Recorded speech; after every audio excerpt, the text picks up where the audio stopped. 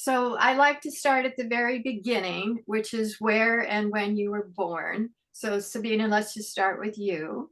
So I was actually born in Kansas, in Topeka, Kansas, on December 30th, 1959.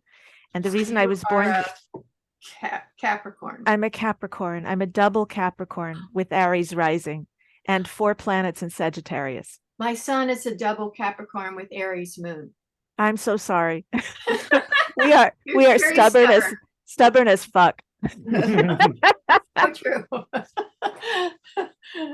then you were also raised back and forth in Italy. That's right, because my parents were not US citizens when I was born. So and they were very strongly attached to my parents were immigrants from Italy to the United States, and every summer in my childhood and youth we spent in Italy basically with my grandmothers and with my cousins. So I really was raised bilingual and bicultural and in a kind of a transnational. I mean, I was an early transnational, I would say. Nowadays, we call them third culture kids. I teach a lot of third culture kids, and I taught a lot of them when I taught in LA. Kids who have grown up in two or more different cultures with a lot of movement back and forth. But in the 60s, that was unusual. Yeah. And just as a footnote, in LA, you taught Spanish speaking kids, and in Chinese, they speak Mandarin. I mean, in Vancouver, they speak Mandarin or Well, Cantonese or something, both right? universities where I have taught, Cal State Northridge and University of British Columbia in Vancouver, are very diverse, but they're different in their diversities. So Cal State Northridge is a Hispanic serving institution, which means that more than a third, in fact, more than half of the students are of Latinx origin, and many are the first in their family to attend university. But we had a lot of diversity. I taught a lot of Persian kids, Armenian kids. Um, yeah, we had a very diverse student population. And then here in Vancouver, it's also diverse, but it's a different kind of diversity in that we have a lot of kids from Asia and the Pacific. Mhm. So a lot of Chinese kids and different kinds of Chinese kids, right? Um, Kids who are very recent immigrants from China, kids whose families have been here in Vancouver for 100 years or more, kids whose families came from Taiwan, kids who are from Hong Kong. But we also have a number of Indigenous um, students who come from Indigenous groups in British Columbia and other Canadian provinces, and some from Indigenous groups in the United States. We have I mean, we have a little bit of everybody, because Canadian society is quite diverse. But you're Yeah. right. In general, Latinx diversity predominates in Los Angeles, and Asian diversity predominates in Vancouver. Oh, South Asian kids. We've got oodles of South Asian kids. And again, from all over South Asia, India, Bangladesh, Pakistan, Myanmar, Sri Lanka, yeah, you name it. One of those Indigenous activists is on my YouTube channel. Her name is Hannah, and it's a great interview. That's Aryn, wonderful. why don't we go to you? Where were you born and when? It's actually Aryn, and Aryn. I was born in Northern California in 1973, and so I've lived in Los Angeles for 30 years, so I'm California native, and I've never lived anywhere besides California. And what's your astrological sign? I'm a Libra. Oh, thank goodness. All right. Brian, what about you? Born in Chester, Pennsylvania, raised in Brookhaven, Pennsylvania. They're right next to each other, the hospitals in Chester. 1971. I moved to California in 1992 because I got accepted to UCLA. I mean, I got accepted to a few schools, but I picked UCLA. And it was a little bit of a culture shock. Pennsylvania is not as diverse as I might like, but I discovered a new cultures and new diversity when I was at UCLA. That was nice. Yeah. You were there in Did you get your law degree there, or you did your undergraduate? No, I did my undergraduate in 1992 to 1998. I took some time off in between. I got a degree in atmospheric sciences, Wow. which sometimes with everything going on now, sometimes I wish I'd continued with that. But I got my law degree from Loyola Law School in 2005. Congratulations. And you have a daughter that's 15, you too, right? She's 11. She's 11. Yeah. And Brian, what's your astrological sign? Libra. Oh, nice. So you don't have any arguments in your household? We have plenty. And our daughter is a Cancer. So we're like complete opposites. And she's an extrovert and we're introverts. And so it's very dramatic in our house. We have arguments about who's going to decide what to do on date night. What do you want to do? No, what do you want to do? That's great. I love it. So let's talk about how you were raised as children in terms of your religious, spiritual beliefs. So let's go back to Sabina. You said in an email that your mom was Jewish background, but was she practicing, and your dad was like Marxist? You thought religion was the opiate of the people? Yeah. So my father was a leftist, as many people who had grown up under fascism, became, because they kind of turned against that kind of dictatorship. And he was not only a leftist, but also a psychoanalyst. And so I think that the combination of those two things really made him see religion as something that was harmful both to society as a whole and to individuals personally. So he did not want us baptized and did not want us raised with any sort of religion. And my mother's family had originally been Jewish, but like many Mediterranean Jews, they were rather assimilated and non-observant. And it really only became an issue when Mussolini instated racial laws that prevented things like, for example, my great uncle, my mother's uncle, wanted to teach economics at the university and was prevented because he was Jewish. And the family had to, go through all kinds of shenanigans to prove that they had a Christian ancestor in order to avoid deportation.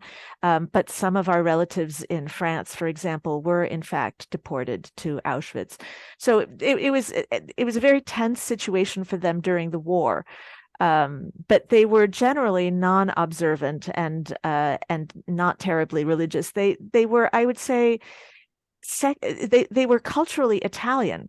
And so in our house, we observed secular holidays like, Christmas and Easter, but in a very secular way, without a lot of, meals. Meals were very important. Hospitality was very important. Foodways were very important. Things like, when we were children, we had a Christmas tree and Christmas presents and Easter eggs and chocolate and those kinds of things. So we weren't prevented, right, from observing any secular aspects of religion, but we never received a religious education or practiced any kind of religion.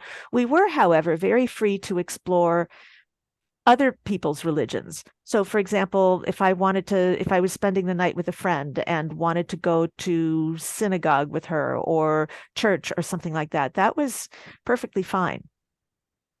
And then how did it evolve? Your spirituality evolve?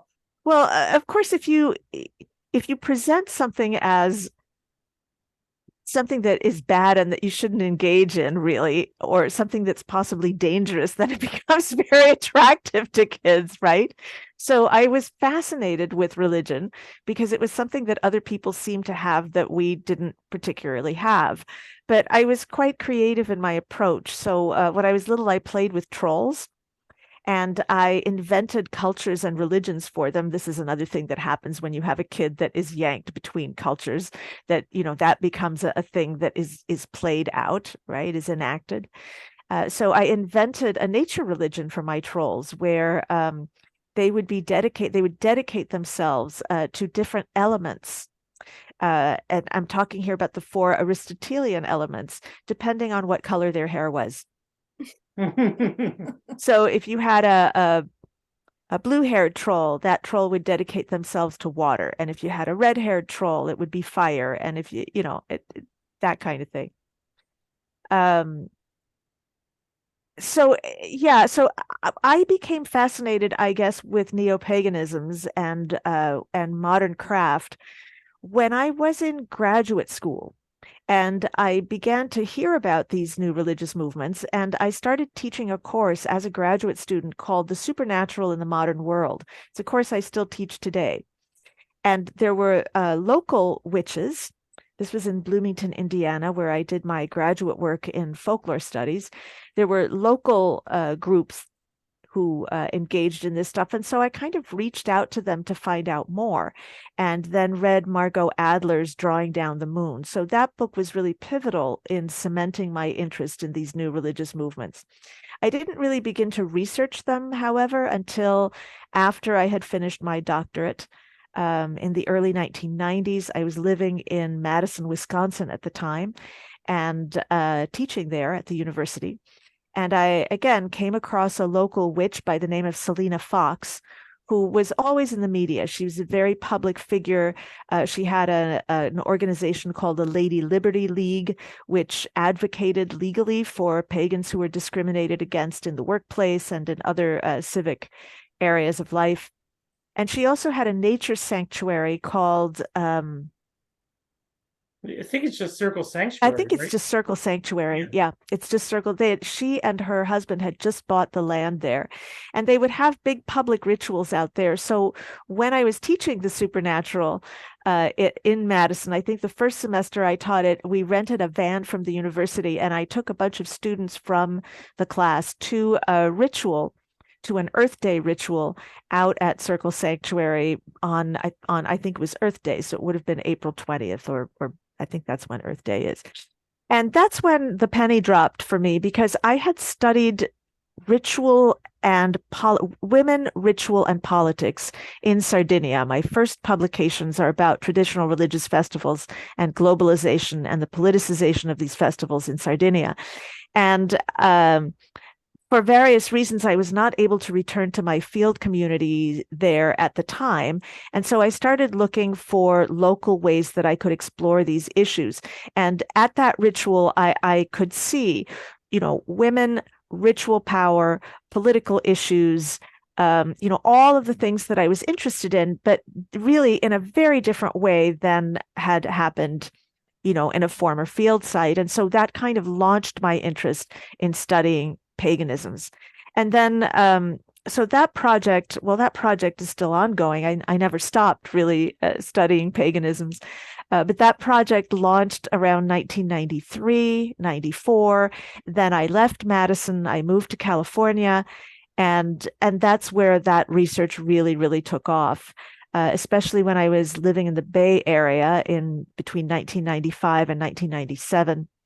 I was initiated in a Gardnerian coven. I started hanging out with reclaiming people and Naruged people, and did the bulk of the research for what became my book, Witch and Culture, and then a little offshoot called Neopagan Sacred Art and Altars.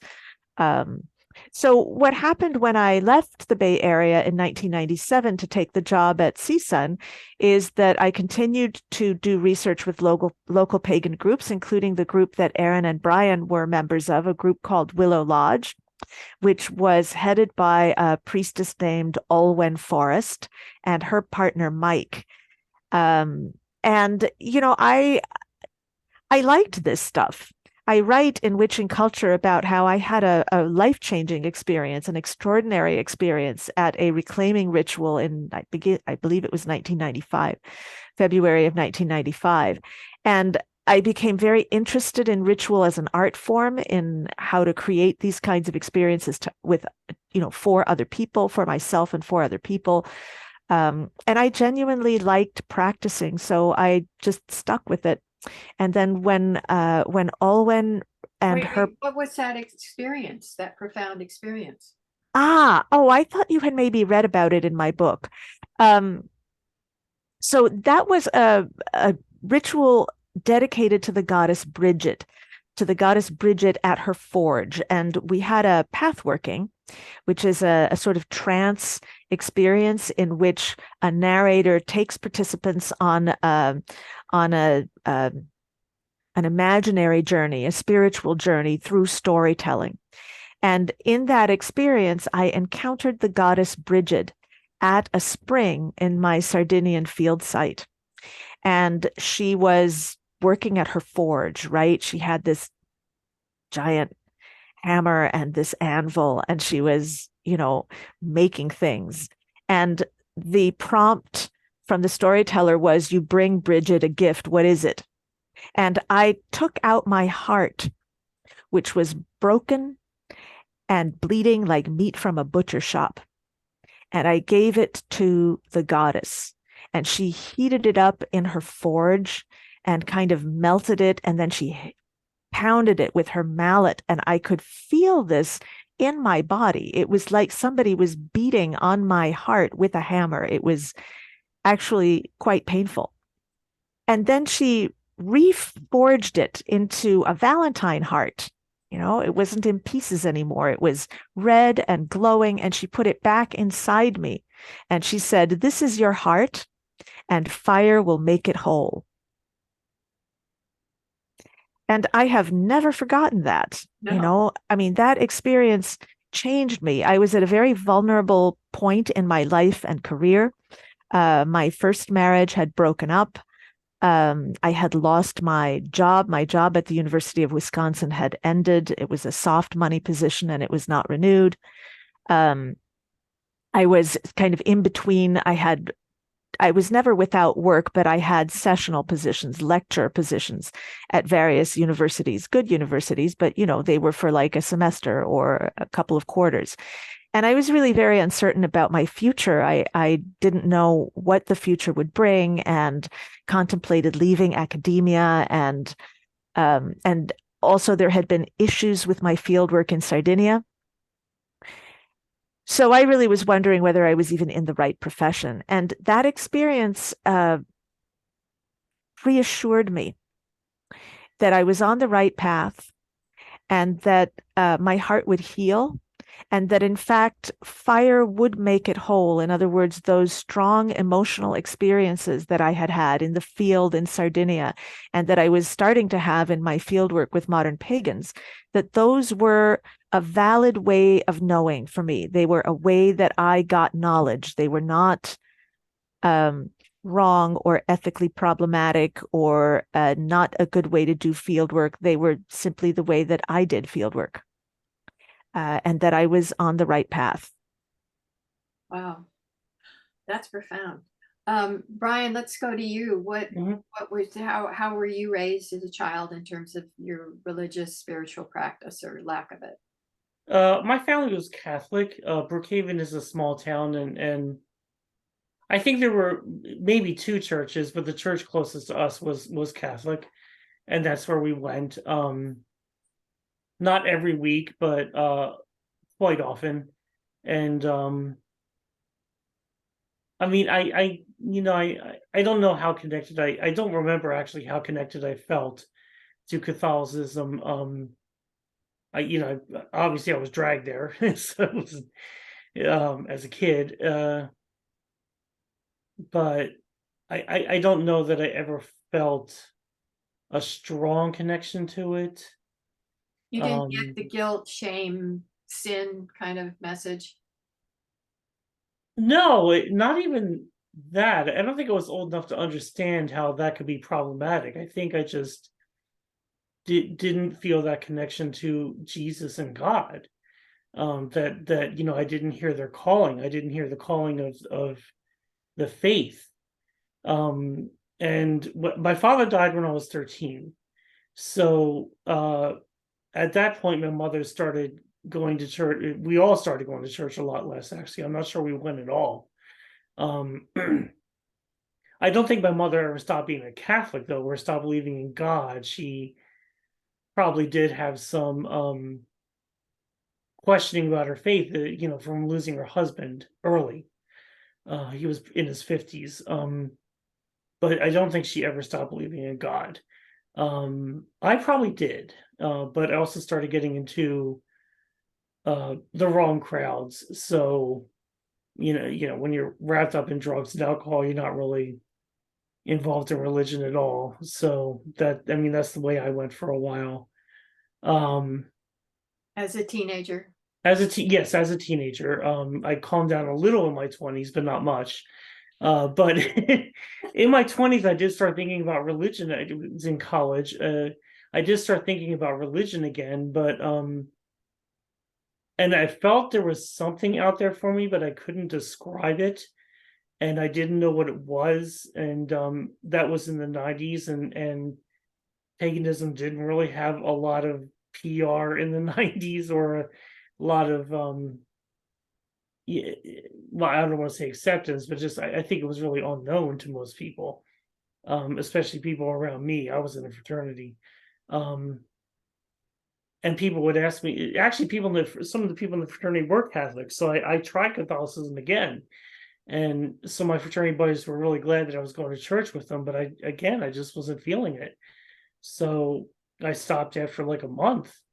And when people would ask me, well, do you think you have a religion? I said, yeah, I can't describe it. And just to be humorous for a second, sometimes I would tell people that the best way I could describe it was I believe in the force.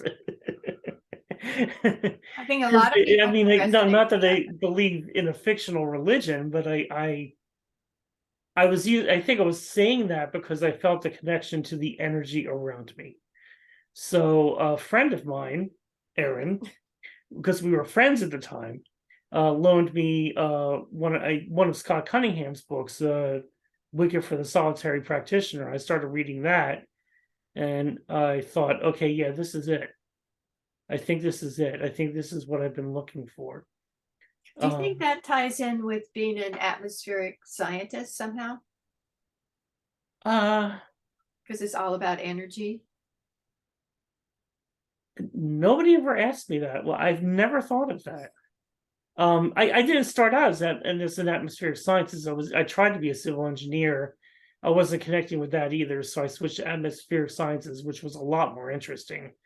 But that was only my last 2 years of college because I switched midway. I never thought of that. It's kind of funny, paganism is the nature religion, but I actually never really thought about the connection with my degree, probably because I never ended up working in the field. So that knowledge has kind of drifted off into the back part of my brain. But again, I read the book. We were friends. I thought, maybe this is it. Aryn took me to a Samhain ritual, Halloween. And by this time we were boyfriend, girlfriend. But when I was in that ritual, I felt it. I'll never forget. I distinctly remember feeling it. After the ritual, I thought about it a little deeper, and I realized that this was the way a person is supposed to feel when they're connected to their religion. And I'm feeling it with Wicca. And that just blew my mind. And I kind of remember, I think Aryn was even like a little apologetic that my first ritual was Samhain because it's darker, it's about the dead, I think we did a basic ritual structure, but the working in the middle was about the thinning of the veils and talking to the dead and our respected dead, our ancestors. And I said, no, don't apologize. That was amazing. And at that time, or soon after that time, you connected me up with Olwen, who Olwen actually happened to work at UCLA. She was, in fact, in the engineering department. I never met her, but I worked with one of her, one of the other people in the office actually, who did the same job as her, but we were all assigned to different people. But yeah, she worked in that office. I met her just for lunch and talked to her about joining her group, which was Willow Lodge, and I did join. And she did at that time she did a short series of, not short, actually went on for a few years, but a series of classes for the new people, but also old people from the 90s were also participating again. It was a good time. We did a lot of good work. And even when Olwen moved away, we continued to work with Sabina. I continued to build that connection. I continued to feel like this was it. I got involved in activist organizations within paganism because I have an activist streak in me. Like what kind of activism? Well, for what it cause? was Pagan Pride Los Angeles. Aryn and I actually started it. I'm still involved. She's not. And then I kind of advanced and got involved with the national organization that oversees all the local events. But is Right. that for gay, lesbian, bisexual, trans people, or is it who are the target people that you're priding for? Well, yeah. Honestly, I have to admit we did kind of copy Pride's format, and we owe great thanks to the LGBT community for developing a format like that, and we kind of copied it. But we are targeting the pagan community instead, and trying to introduce the greater people outside the pagan community to our practices, so that they realize we're not who they think we are by seeing the movies. Which is And like Satan worshippers, demonic stuff. Satan worshipers was the big thing in the past. I think now Yeah, they're that just was getting more of a misconception from movies like The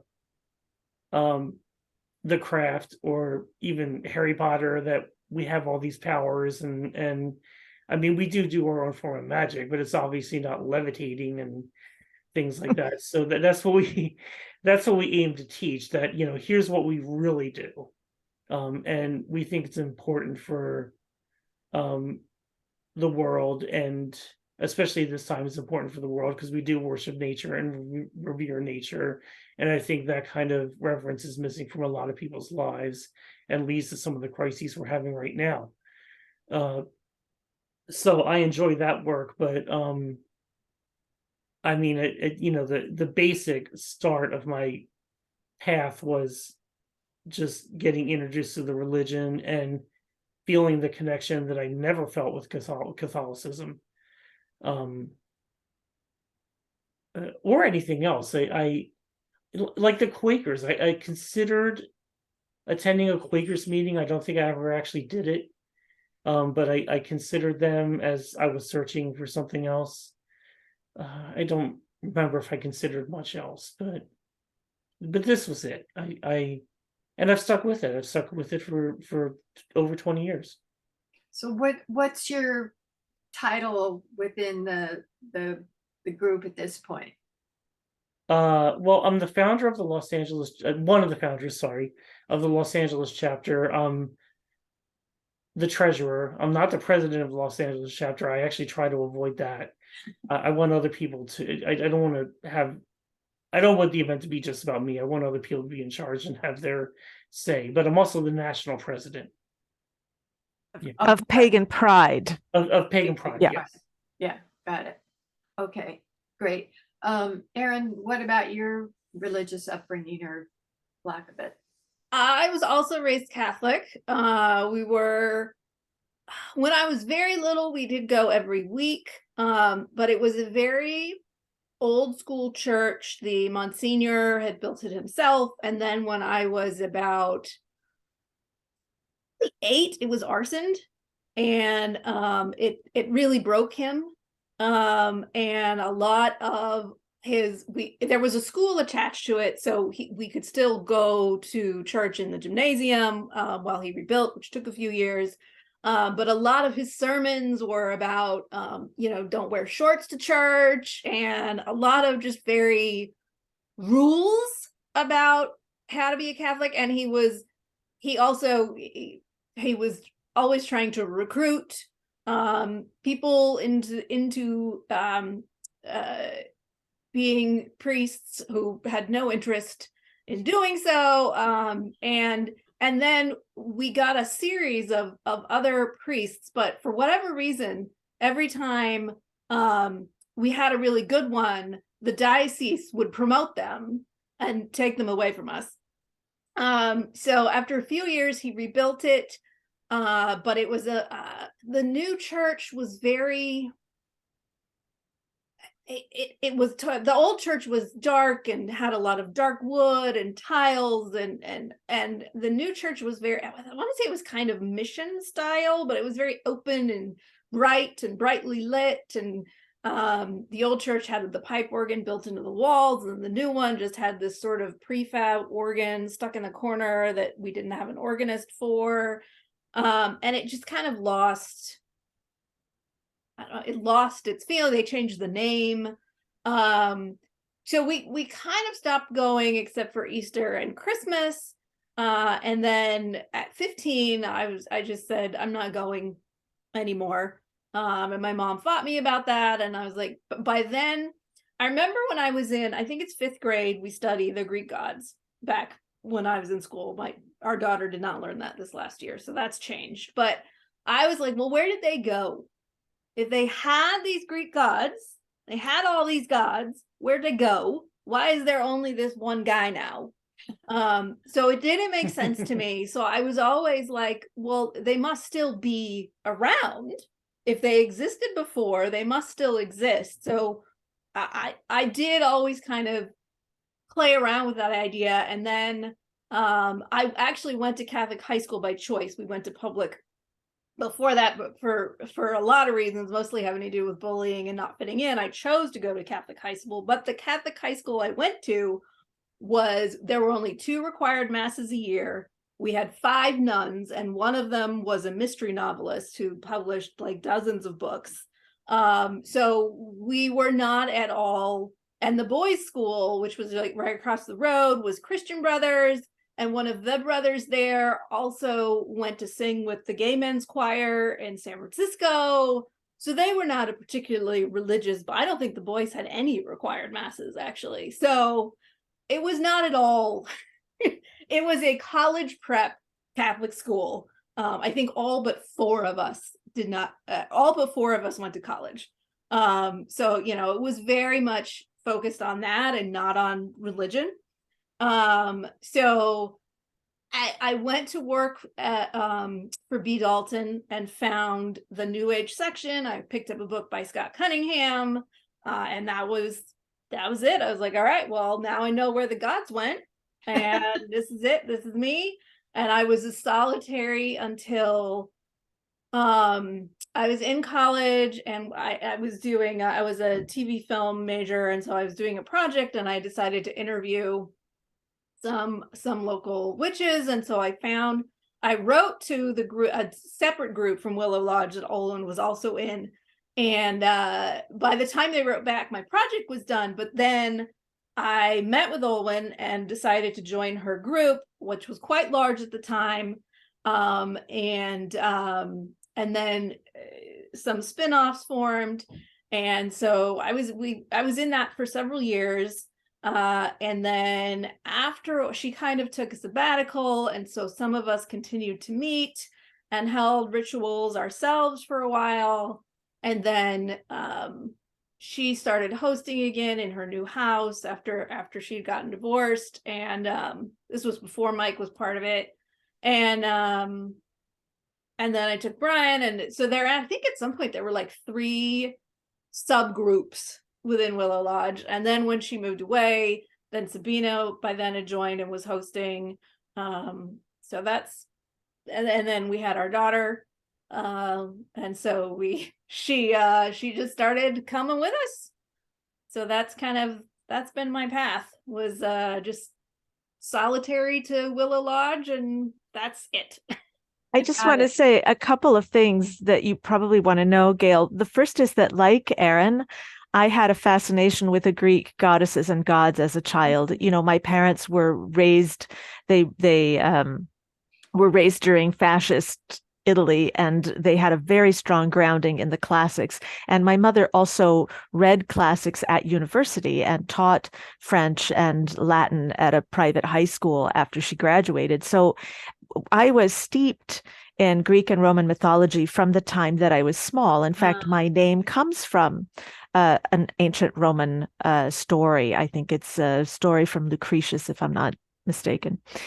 So that was just part of my life growing up. And you can't grow up in Italy without being totally surrounded by that stuff, especially in Rome, every single day of your life. So I had a very strong connection to the Greek and Roman gods. And in fact, probably my first religious act was the summer that I was 15, I think. I had taken an advanced placement exam in Latin, and I desperately wanted a good score. And so we were visiting Assisi, and I left a bunch of flowers, a bunch of wildflowers that I had picked at the temple of, there's an ancient temple there to Minerva, which was then converted into a Catholic church. But I left them outside on the portico of the temple, not inside in the Catholic Church, to Minerva, the goddess of wisdom, to help me do well on my AP Latin exam. So that. And then the other piece I wanted to say is that when people in Willow Lodge started to have kids, it was really important for me that they be able to bring their kids to ritual. I think it's very important to be able to raise kids pagan with those values, with those traditions, because that's the way that religions get carried on. It isn't so much plus paganism is not about belief, it's really about practice. So we had to change the way that we did ritual a little bit because Fiona was born, and we had another member who had a little boy, and then we had another couple who joined and they had a little girl. So we had to change things because you can't do things that are really intense when children are present, but there's lots that you can do with kids there that involve them right from the start in the religion. So those are the two things I wanted to add. Well, why don't, for people who are not at all familiar, what would the rituals are seasonal, they're solstice, they're different depending on the season. But if you have weekly meetings, or get-togethers for a lodge, is there a kind of a routine practice? Yeah, there's a kind of calendar. So the celebrations, there are 8 celebrations during the year, and this is for Wiccan and Wiccan-derived Neopagan traditions. And they coincide with the solstices, the equinoxes, and what are called the cross-quarter days that take place about between the solstice and the equinox. So February 1st, May 1st, August 1st, and November 1st. Those are the cross-quarter days. So the Wheel of the Year celebrates really those seasonal shifts, those transitions in the cycle of the year, which are often mythologized or rendered as metaphorical narratives. There isn't one pattern in that metaphorical narrative. In other words, there's lots of different stories, and different groups might use different stories to talk about the different holidays, right? In Willow Lodge and Cedar Lodge, we're very eclectic. So we might use stories from many different kinds of mythological traditions. We might even use folk tales. I think one year we decided with Willow Lodge that we had a folk tale theme. And so each Sabbath, that's what the holidays are called, was built around a different folktale, and that folktale served as kind of a model story around which the activities were organized. Then groups meet in between those holidays, and that's, again, very individual to the group. We were meeting pretty often for a while. I think we were meeting every 2 weeks, right? Especially when we were training people. So we met for the full moons and the new moons, give or take a few days, because you've got to meet on a weekend. Otherwise, people can't make it, right? So we were pretty flexible. But some groups meet more, some groups meet less often. And then what would you do on a full moon that wasn't connected with the Sabbath? So that depends very much on what the group wants to do. So if you have a teaching coven, like we talked about how Olwen taught a lot of things, had teaching groups, there might be a lesson, for example, how to raise energy, how to make a protective spell, how to create a good ritual experience for others. There's sort of how-tos, so that you are bringing along new people who can then step into the roles and do the things that the more senior members are doing eventually, right? But let's say that everybody in your group has already been practicing for a while and you're not training any new people. In that case, you might do what group members feel that there's a need to do. So you might touch base beforehand and say, gee, this group member is having job issues and this other member is having relationship issues and these members want to buy a house. So, what's the theme here? What can we do to sort of do some magic to help everybody reach their goals? Or maybe you want to do some divination so that people get clarity around what they need to do. So these can be very individual. They can also just be ritual planning things.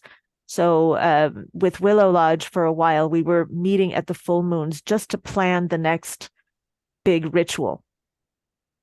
So when I was in Willow Lodge, I was in one of the periods where there were teaching sessions, because I was new. There were a few other people that were new too. One of them was Mike. And I don't remember if it was every week or every other week, but it was structured like Sabina said. We were taught that we were all new. We were taught the basics. We were, the structure of a ritual, how to write rituals, doing spell work either during the ritual or on our own. Maybe a little bit about astrology, the gods, individual gods. A lot of topics we covered that a new person needs to learn, or might just not even need to learn, but want to learn. But especially focused on the rituals, because then, we kind of put ourselves into practice. Once we started learning some of it, we would become the people that would help plan the rituals, or even plan them ourselves, part of our homework. And that's how the teaching sessions were structured. But then again, when nobody is new, you don't really have the weekly teaching sessions. You just have planning sessions for the next ritual that Sabina and others were involved in. We weren't actually involved in as much. Not at that point. I was involved in ritual planning earlier on. And then also when it was just me, Erica, and Barbara, then we planned them all ourselves. But by then we had one of the things Olwen would do was she would print out all of the rituals and she would give them as handouts. We were not a group that memorized as well, so we would have like a script. So I have a book, Erica had a book, so we could look back. So a lot of what we did, we would look back at old Willow Lodge rituals and we would pull out a chant, or we would pull out some other thing when we were writing the Wiccaning ceremony, which is our naming ceremony for our daughter, which Sabina priestessed for us. We pulled together different old Willow Lodge chants and things that could help, because we invited all of our friends and relatives, who many of whom were not pagan, to participate, so that I kind of explained what was happening. But we cobbled that together from old pieces of Willow Lodge. And also when we wrote our hand fasting, I think we pulled in some old pieces of Willow Lodge, as well as some other things that we liked to put together. So we always sort of, it was kind of a Mad Libs approach to ritual, if you will. Actually, I think that hand fasting, the wedding, I think we actually pulled a lot more Irish stuff that we we did pull a lot more researched, not the less Willow Lodge stuff, but the Wiccaning was definitely a lot of a lot of Willow Lodge influence, and I was happy that there were. I mean, our families came, our friends came, and most of them not pagan, and I was very happy about that, because they got exposed to it and they were all into it. I mean, nobody converted to paganism, but they definitely all were enthusiastic about participating in it. Yeah, and then also a lot of Willow Lodge members came, and each Well, of yeah, them, yeah. having their own background, also brought to it their own traditions into the blessings that they gave our daughter as well. Yeah, it's beautiful. Let me ask all of you, do you think of the gods and goddesses as archetypes and symbolic archetypal thought forms, or do you think of them as literal? There is Bridget in some kind of divine form, and then what does magic draw from to do its work? I think for me, they're literal, and you could choose who you're going to work with, and kind of pull in the things that they're traditionally associated with to incorporate their energy, and ask them for their assistance is usually my approach to Do you it. mind saying who you really are gravitated towards? Bridget, I am dedicated to Bridget, and I work with I actually don't know how to pronounce his name. Ogham or Om. It's Ogham. Work with him a lot because I'm a writer, and they are both associated with words, with letters, and with poetry. So I work with them a lot, but then other times we'll just, we'll pull in whatever. Often with our daughter, we'll just do a general Lord and Lady. At this point, we're not as specific with our rituals these days. And for me, for a very long time, I would actually just mostly worship a generic. Generic isn't a great term, but it's the best word I can come up with. God and goddess, just call upon the god and the goddess in my personal work. I mean, that was just me. That fit for me. I do see them. I mean, I see them both ways. I believe that there is a divine existence for them, but as far as me relating to them, it's best for me to think of them as archetypes.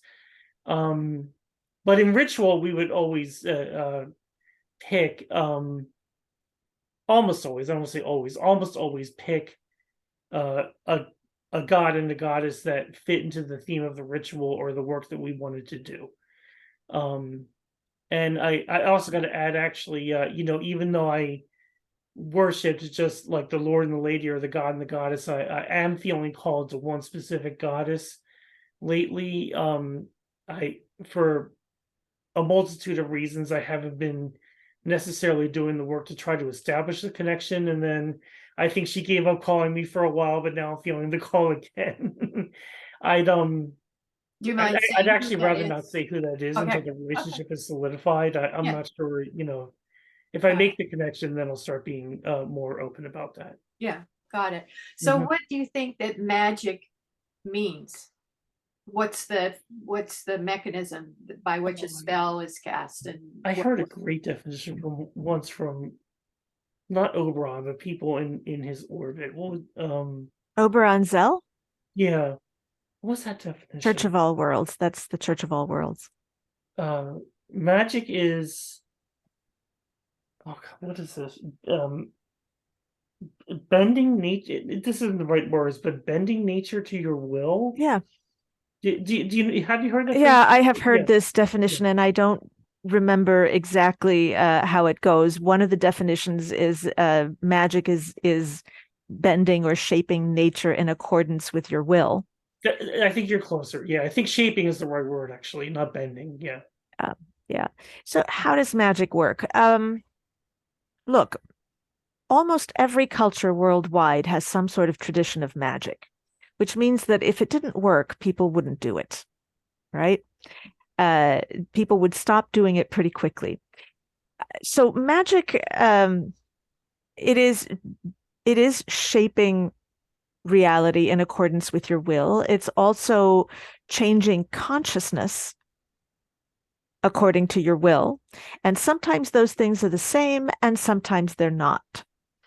I think that when we direct energy at something, consistently over a long period of time and in a focused way, and particularly when a large group of people directs energy in that direction, you can move the needle of randomness just a little bit. So I think that the way that magic works when you're trying to change reality in accordance with your will is that it's just another little thing that moves the needle a little bit, right? So let's say that you're trying to find, a place to live. You're trying to find a new house or apartment. Well, you're competing with a lot of people who are also looking for a new house or apartment. And you've got a big market out there. There's lots of places that are available, or maybe there's not many places that are available. And some of them really don't fit your needs at all. They're a really bad match for you. When you do magic, you move the needle a little bit to help your chances of finding the right place at the right time in the right price range that really fits.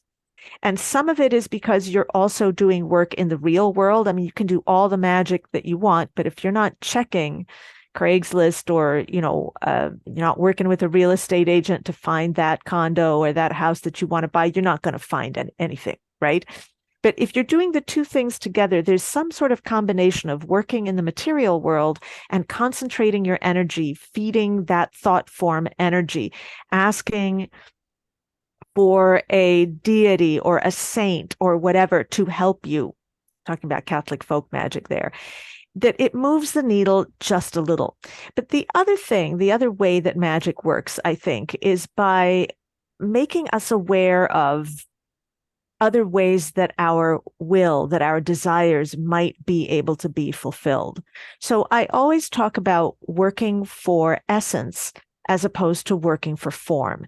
In other words, thinking about how you want to work magic so that instead of saying, I want X apartment in Y neighborhood at Z price range, you think, here are the feelings that I want associated with a place to live.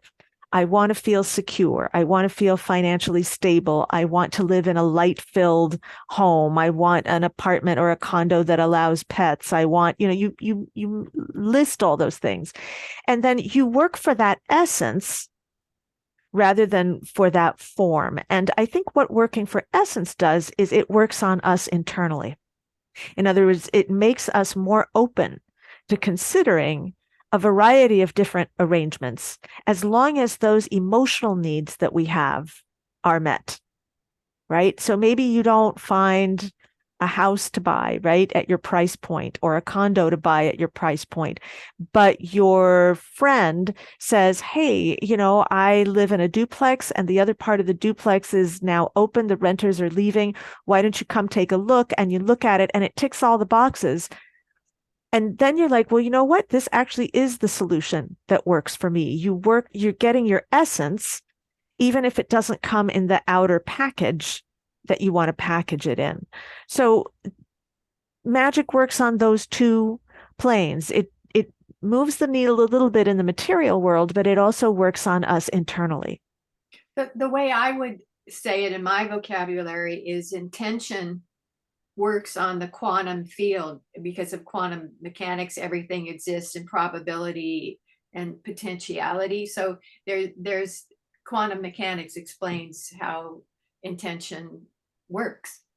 I mean, that could be the science behind it. I don't think they've proved that or are going to prove that anytime soon, if ever. But for me, magic, it is a boost. And well, excuse me, they've proved that if you observation changes something from a particle wave to particle. So they know for sure that observation changes potentiality.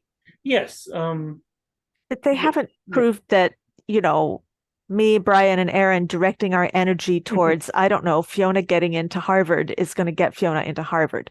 No, we need to get her to Juilliard, not Harvard. Yeah, that's true. Sorry, Juilliard. What am I thinking? She's a performer. Well, she grew up in ritual. And this is really interesting because Spoon, I think I told you this, Spoon, Lee's son, who was also in rituals from the time that they were really little, has also, they have a big, well, they're still in middle school, finished middle school, I guess, but they have a big acting career. That's what they want to be when they grow up. So it's really interesting that Fiona is also very drawn towards performance. That is interesting. Yeah. Let me give you a good example though. Magic for me is like a boost, and like Sabina said, we have to do the outward work, the real world work, but also I can use magic as a boost, something to direct me. I mean, and to ask the gods for help, and they're going to give me help, but the help is not going to manifest unless I do my part to manifest it. The gods do their part, and I have to do my part. A good example is law school finals, because I would definitely do a spell before every set of law school finals, and but I also had to study. I couldn't just do a spell and say get me through, and not study. I needed to do my part, but I didn't ask for, well, maybe I did, but I try not to ask for, oh, get me in the top tier, get me all A's. I mean, we didn't do a letter grading, but the equivalent would be don't give me all A's. I just wanted to get the grades that maybe they thought that I was entitled to, or that would lead me on the right. Actually, probably better to say lead me on the right path to get where I needed to go. And I wasn't a top law school graduate, but I did graduate, and I graduated high enough to get a decent job, and it was a decent job that I liked. So not what was in the the, spell? not in the, What was the nature of the spell? So if someone wants to do well on their exam, they can say, oh, I'm going to do what Brian did. But Oh, it's not a this- recipe. That's the thing yeah, about it's spells. not. It's They're not recipes. I mean, you learn formulas, but they're very improvisational because they have to make sense to you. It's not like Hail Mary, Mother of God 20 times. No. No, but I mean, I can tell you the basics though. I mean, I actually did something really basic. It wasn't intricate or complicated or anything. I think I used a yellow candle for intelligence and a green candle for health. So so that I was healthy enough to handle going in and taking one of those exams. And just asked for the the ability to go in and do what I needed to do. It was pretty basic. I mean, that's where that was most of it. I mean, that was the central part. I can't remember the details. Who did you direct the request and the candles to? Just the god and the goddess. Like a basic spell. You can, like we've said before, you can select specific gods and goddesses if you want to. I never did back then. I just lit a green candle for the god and a red candle for the goddess. Not in that order, actually in the opposite order, but and then did the central work of using yellow candle and green candle to ask for the intelligence, the brain power, and then the health. So it's healthy enough to do it. And I mean, that was a central part of it, but different things work for different people. Those are the basics. Those are like what I told you is kind of like a basic format that most books would tell you, especially the colors. The colors are have certain associations. But if you want to add to it, if you come up with something that speaks to you, something that you think works for you, that feels like it's working for you, then do that. Like offering an herb or something is a kind of gratitude to nature. Or even as a bribe. I mean, I remember when I was working in the Apennine, in the Alps, when I was in the subalps, right? The area around Bergamo. I was doing some work there one summer, and I was driving back from, I think it was San Pellegrino, where they make the water. We were driving back at night, and there was a horrible storm. I mean, the roads were flooded. They were washed out. These are very steep alpine roads and deep valleys. And I had 3 younger people in the car with me. And I mean, there were rock slides all over these roads. It was looking bad. Thunder, lightning, lashing rain. I could barely see like 2 inches in front of the car. Oh, that's scary. it was scary. I mean, and I'm a driver. I'm an experienced driver. I'm a cool head and all that stuff. So at a certain point, I said, Jupiter, right? Jupiter, Lord of Storms, get us back to Sottochiesa, the place where we were staying. Get us back to Sottochiesa in one piece, and I will pour out a bottle of good red wine for you. Right? So in a few minutes, the rain became more moderate. We made it back up the mountain. We made it into town. And the next day I went to the store and bought a bottle of good red wine and I poured it out for Jupiter. Okay. So that's a simple, spell. It's an emergency spell. There's no candles, there's no incense, there's no magic. There's just that relationship. Well, there is with magic. That was the magic. Yeah, that's the Yeah. magic. It's the Mhm. relationship, right? It's the relationship, the request, and the bribe, if you will, the promise. If you do this for me, I will do that for you. Mhm. Let's talk about the kids, how you raise them. So Fiona's 11, Mm-hmm. and is she going to go through a teenage rebellion to become a Unitarian, or what? What's her approach to modern think- paganism? She's been in a rebellious phase since birth? Yeah. Yeah, they say she was pushing herself up at 3 weeks Whoa! so she No. could see what she wanted to see. She No. rolled over at 4 days. That's amazing. They're not like onto her side, which so then the doctor's like, you got to wedge her so she can't roll.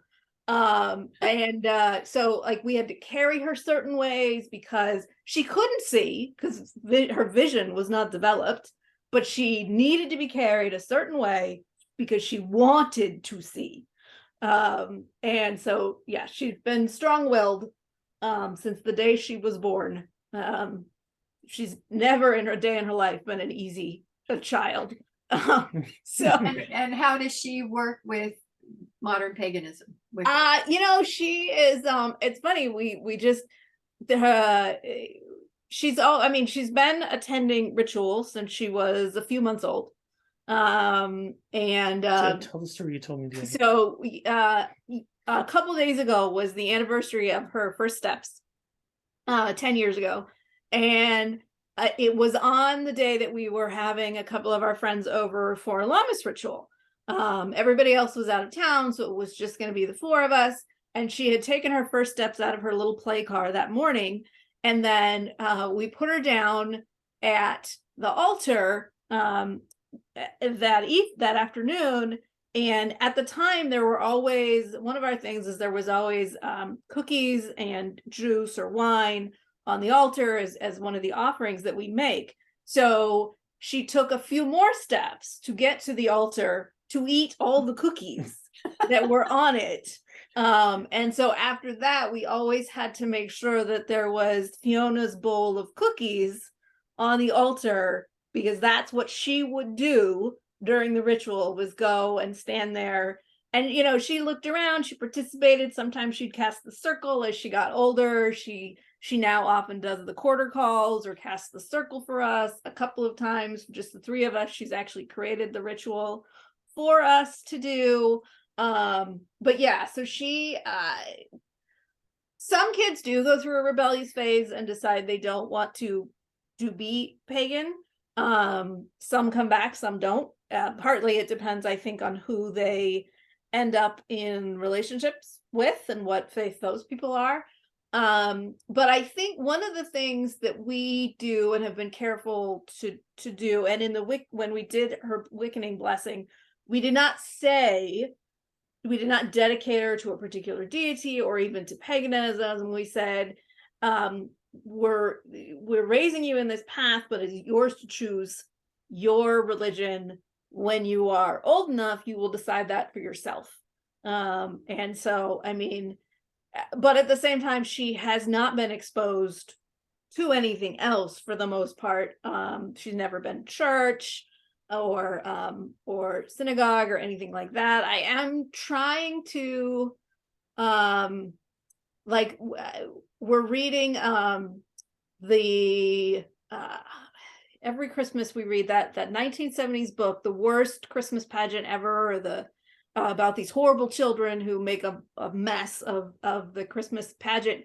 But I had to stop and explain to her what the Christmas story is so that she could understand what is happening in this book, where they are performing the Christmas pageant and these horrible children take over the roles of Mary and Joseph and all of that stuff.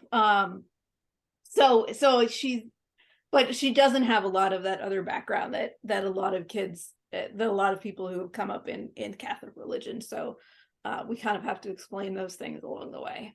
So if her peers say, "What religion are you?"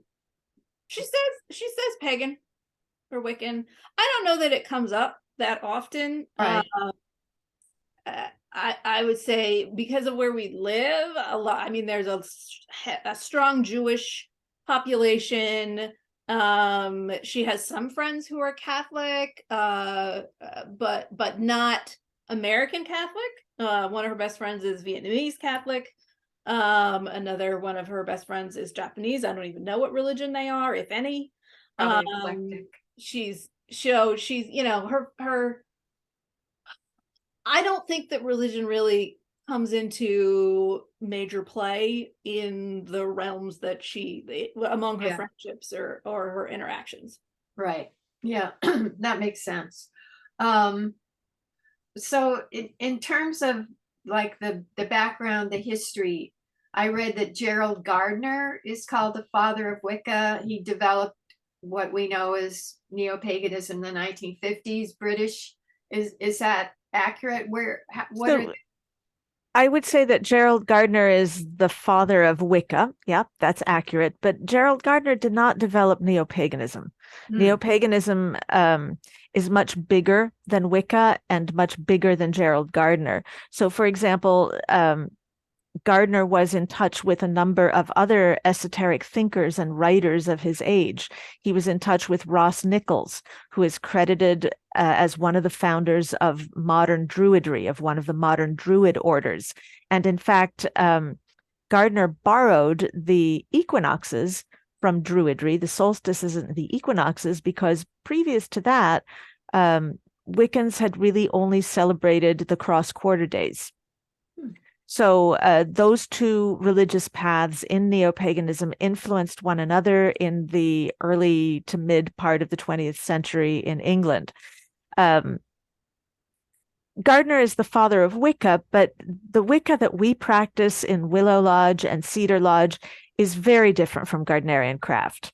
So my coven in Berkeley, Coven Trismegistos, is a Gardnerian coven, and they're much more scripted and formal than the kind of stuff that we do in Willow Lodge and Cedar Lodge. One of the things that I appreciate about Willow Lodge and Cedar Lodge is that we can be much more creative in the creation of ritual, that ritual becomes an artistic and expressive form. It's another form of artistic expression. And so people can use it to express whatever they're feeling at the moment and to involve other people in, for example, some of the rituals that we did after the 2016 election had a very political cast to them as people were expressing grief and frustration and anger over some of the things that were happening politically. They were expressing a desire for resistance. They were encouraging people to engage in different acts of activism, right? From protesting to helping refugees to helping immigrants. Yes, immigrants, exactly.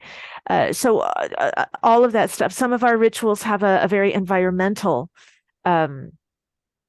cast to them. So I remember, I think it was a Lammas rite that we did with Willow Lodge one year when it was really, really dry. It was one of those drought years where it hadn't rained at all, and everybody was just parched and worried about water. And so the whole ritual was built around water.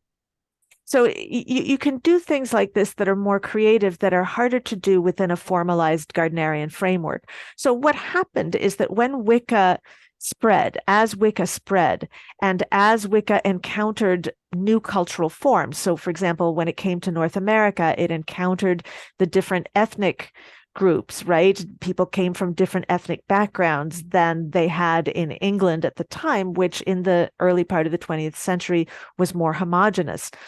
Wicca then changed. People began to develop ethnic varietals of Wicca that were informed by the folk traditions of their particular ethnic background, or new varieties of neo-paganism developed, like the Church of All Worlds, which were influenced by Wicca in that they had, for example, the 8 Sabbaths, and they had goddesses and gods, but in other ways they were quite different from Wicca.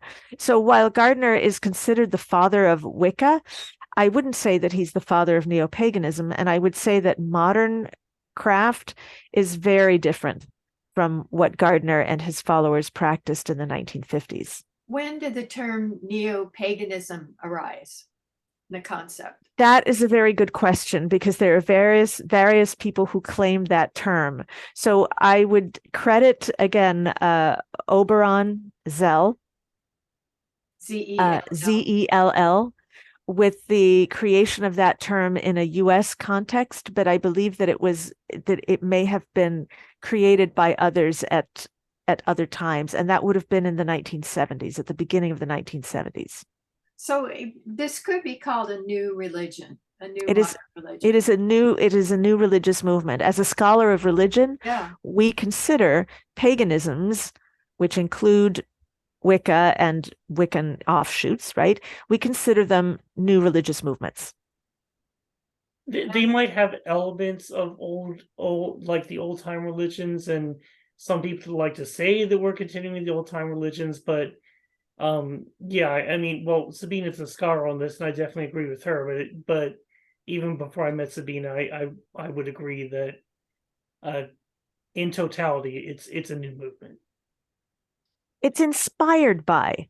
Yeah. It's inspired by what people did in the past. But the fact is that religions are so deeply rooted in the economy and politics and social milieu in which they arise that, even if we say, well, we're worshiping Bridget, we can't do it exactly the way that people in Ireland did it in the Iron Age.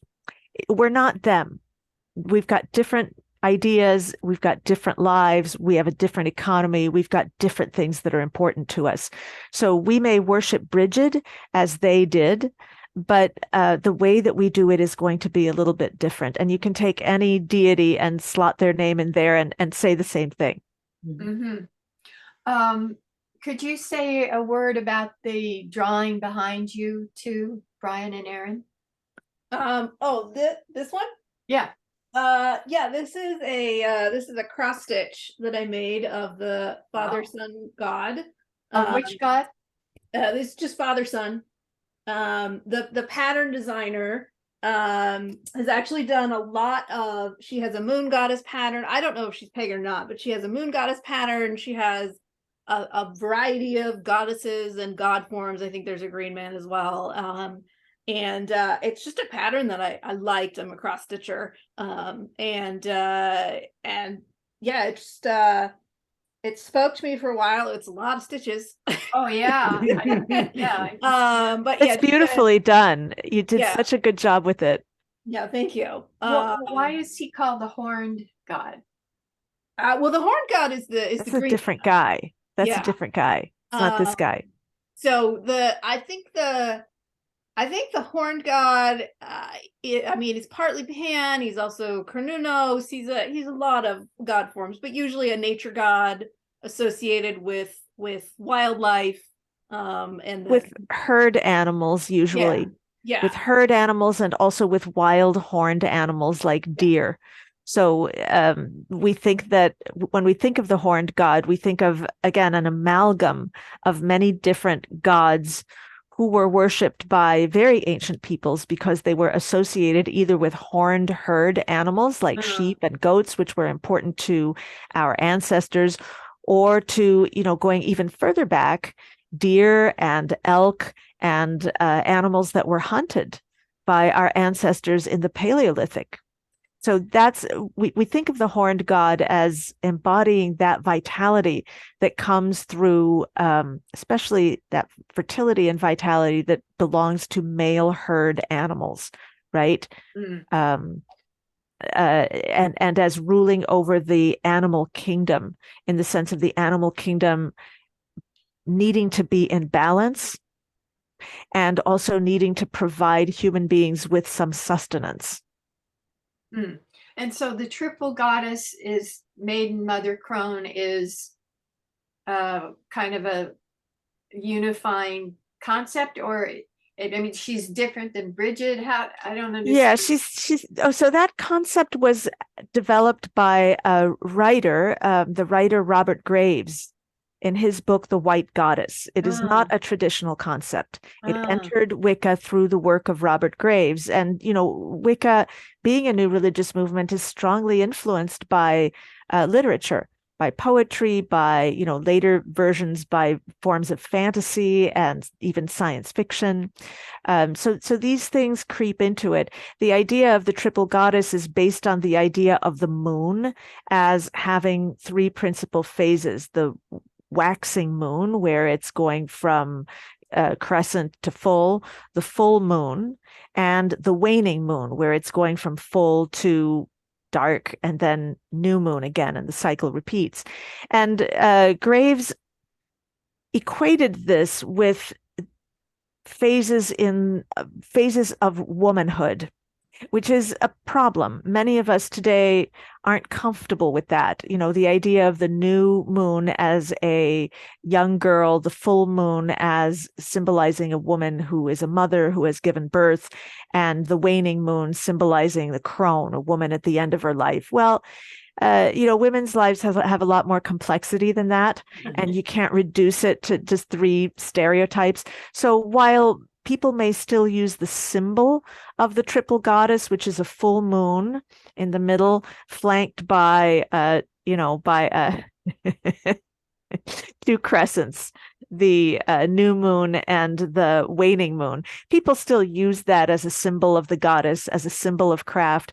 But I don't think that idea is taken too literally, at least not by most of the practicing pagans that I know today. Is everyone in a group, a coven, a priest and priestess, or do you have to go through like an educational initiation process to be called priestess or priest? So that depends on the tradition. Varies so much. It varies a lot. It varies a lot. So in a Gardnerian coven, Gardnerian and Alexandrian covens are initiatory. They're mystery traditions. And yes, in order to become initiated, you have to go through education and a 3-part initiation where you are first degree and then second degree. And then to be a priest or a priestess, you have to have your 3rd degree. And it's a process that takes time. It takes at least 3 years. It takes at least a year to get each of your degrees. And some people space it out a lot more than that. But there are also covens like Willow Lodge and Cedar Lodge that are non-initiatory, where it's basically, you come, you join, you do the training, and then when you start feeling comfortable, you can create rituals and take principal parts in rituals. And I guess Olwen and Mike were the priest and priestess of Willow Lodge. When they were there, I recognized them as priest and priestess. But then when it passed to me, there were different people with experience in the coven. So the two of you might do something as priest and priestess, lead a ritual as priest and priestess. Jeff Alba and I could do that. Tog and Beth, another couple that was part of the coven, could do it, or combinations of us might, like maybe Jeffrey would be the priest and Beth would be the priestess. Yeah, it depends. And we were never initiatory. It's interesting because now in Cedar Lodge, some people who have trained with us for a couple of years are now asking for initiation. So we have to figure out what we're going to do. So, I mean, some people would see initiation as a rite of passage, like what's the word I'm looking for? Like almost like affirming their paganism. Dedicating themselves to, like the symbolic representation of dedicating themselves to the tradition. Yeah, and I think that's what they want. Yeah, Yeah. yeah. And I would say one thing that Olwen did is, while the rest of us certainly saw her as the priestess of Willow Lodge, she specifically stated that she was not the high priestess because she had come from a Gardnerian background and she didn't want that. Right. So she's a part of it was we were meeting at her house. Yeah. She was the central organizer. She taught the classes, but she specifically stated that she was not the high priestess and did not want to be the high priestess. But she certainly did serve that function to some degree. And when as far as initiation goes, I am self-initiated and haven't felt the need to be initiated, but I have taught other people who did want an initiation. And so we came up with something. We went to a park and we did a little ritual for them, and then they can say that they were initiated into a tradition. But it was, I've never been trained Gardnerian, so or in any of the other formal, so I could just say, sure, I initiated you. You could say you're initiated, but there's not anywhere that it would be formally recognized in any way. Right. Yeah, I mean, and, Gardnerians with rituals in Willow Lodge, I mean, it was just more like a month ahead. There wasn't so much priestesses as there was organizers. Right, organizers. Mike and Olwen and then Sabina and then us for a while. And it was just more like a month ahead. We would ask, okay, who wants to write it? Who has an idea? And then maybe even a couple weeks ahead, the people who wrote it would then say, okay, well, we have these parts. Who wants to participate? And people would sign up for that as they were comfortable, as it spoke to them. Is there any kind of international connection of this new neo-pagan religion, or is there like a newsletter, or most religions have a state, national, international, like the Baha'is will all get together. They just got together in Haifa. Is there any kind of connection like that, organizational connection?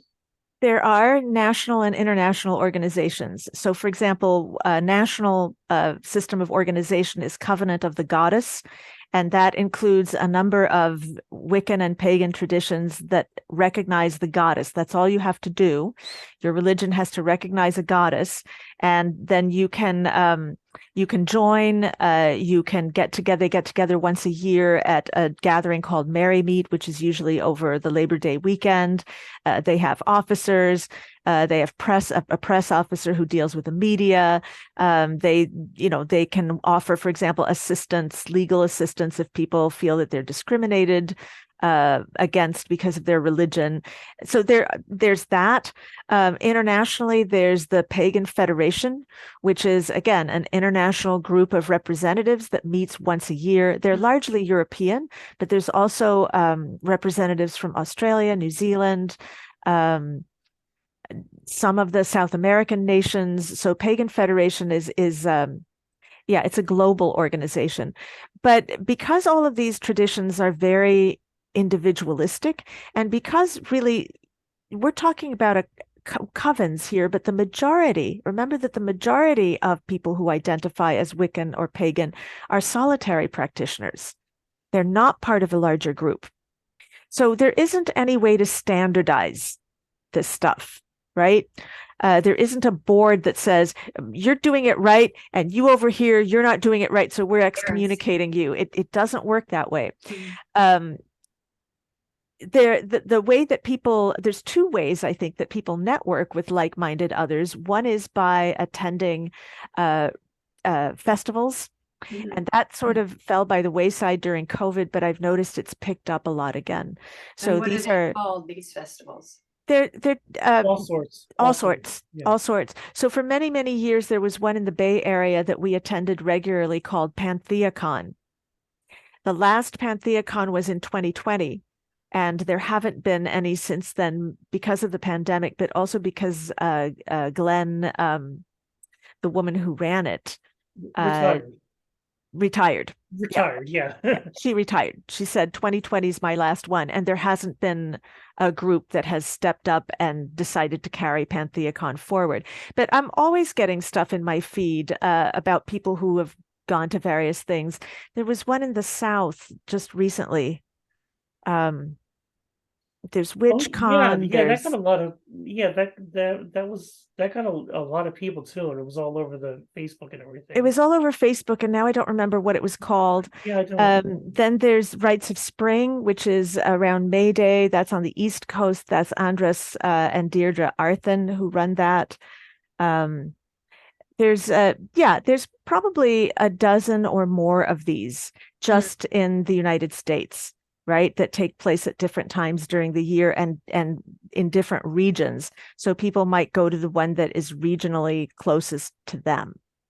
And Yeah, I've there's no seen one that. organization that kind of sets the rules or sets the dogma or the doctrine or anything. I Right. think what has happened is that there's organizations that have grown organically and found that they fill a niche or a need within the pagan community. A lot of organizations have organized festivals, and that fills a need of a private place for pagans to gather and network. Pagan Pride and other organizations like Pagan Pride, we're not the only one, have grown to fill a need of like the public activism, including Covenant of the Goddess does it too. Covenant of the Goddess actually does a lot of PR work Yeah, they do. for the pagan community. They're wonderful and they're good at it. They're very good at it. They do a lot of interfaith work too, networking with other religious traditions, and forming alliances with other religious traditions. I know Covenant of the Goddess representatives in the Bay Area are particularly active with interfaith stuff. But I think I agree with what Brian is saying. These groups have grown organically over time, and each one is a little bit different. It has a little bit different flavor. Pagan Spirit Gathering in the Midwest, that's the one that Selena Fox and Dennis Carpenter put on. That's another one. But there's lots of these. And then the other way, of course, that these groups and individuals network is online. I mean, there's millions of sites, not just websites, but now there's millions of TikTok videos that are put on by individual witches. There's Witches of Instagram. There's probably tens of thousands of members of Witches of Instagram. Wow. And these are all individuals who might, do a little thing about their altar or, celebrating the harvest, celebrating Lammas, the first harvest. And they might do a series of photographs on this, and people follow them. So I would say that the internet and social media are another way that people in these traditions keep in touch and network with one another. Liberty League does a lot of good legal work. You're right. They fill that niche. They're wonderful too. It's tempting with someone like Trump, so prominent, or DeSantis in Florida, to think I could send him a little black magic to cool him down a little bit. But what's the attitude towards that? So there have been a number of initiatives to hex Trump or to bind Trump. The biggest one is run by Michael Hughes. He's not a witch or a pagan, but he calls himself a magician, and he's based out of Baltimore. And he started the Bind Trump in, I think, February of 2017. The first Bind Trump was in the dark moon of February 2017. And it grew very quickly. It started sort of as a viral thing on the internet, and pretty soon there was a Facebook group. And the last I checked, which was a while ago now, but I wrote an article about this. The last I checked, it had like 10,000 members. Now, you don't know who all these members are, obviously, because of the anonymity involved in social media. But many of these members are still working. There's still, every time that he gets indicted, there's like a burst of enthusiasm from people posting like, yes, another indictment. Yeah, it's working. The magic is working. How is binding different than black magic, where like voodoo, where I want to curse? Wait a minute. So Vodou is the sacred religion of Haiti, and it's based in, it comes from a combination of West African religions with sort of a layer of Catholicism on the top to throw off the people who didn't want enslaved people to practice their heritage religions. So let's just, Vodou is a whole different thing. Black magic. There I were don't a think- couple. I think there were a couple small movements to hex Trump. Yeah, there were There were- movements to hex Trump. There was a lot more to bind him, but there was some that wanted to hex him. Yeah, there was one out of New York City, I believe. There was a big hex Trump thing that happened again early in 2017 Is hex synonymous with curse? yes. So binding somebody, both hexing and binding are forms of protective magic.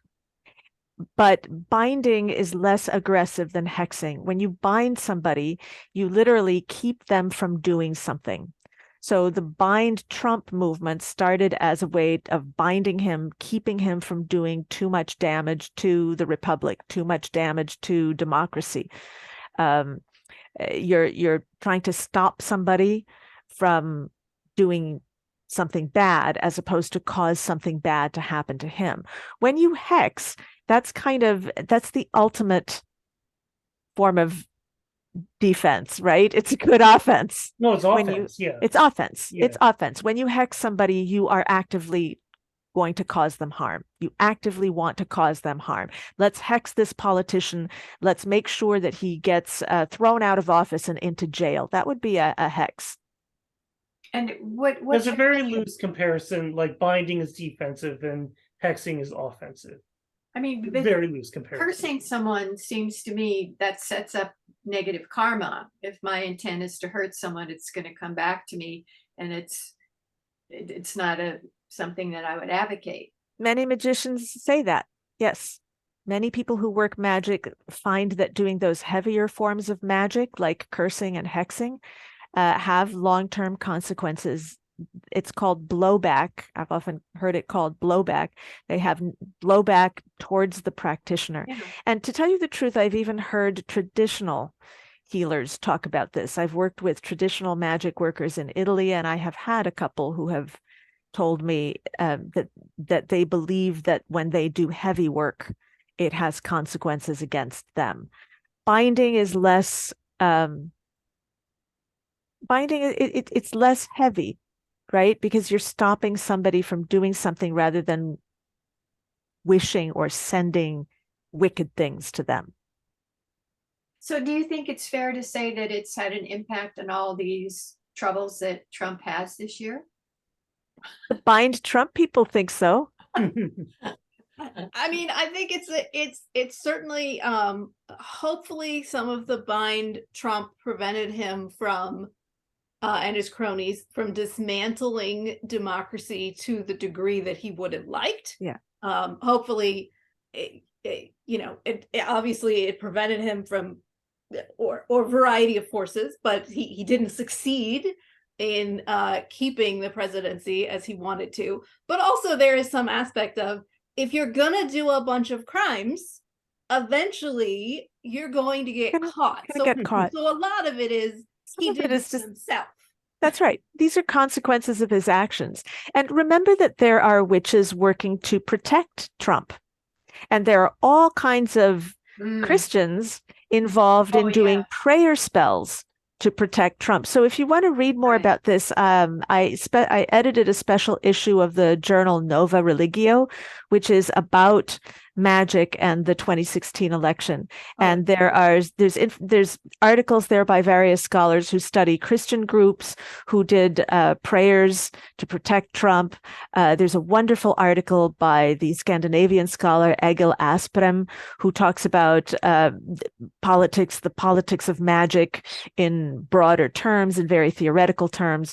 And then I have an article about the Bind Trump movement. So you can look at that and see what different people have written about this topic. It's quite fascinating. What year was that? Do you remember? That came out in, wait, I've got it here somewhere.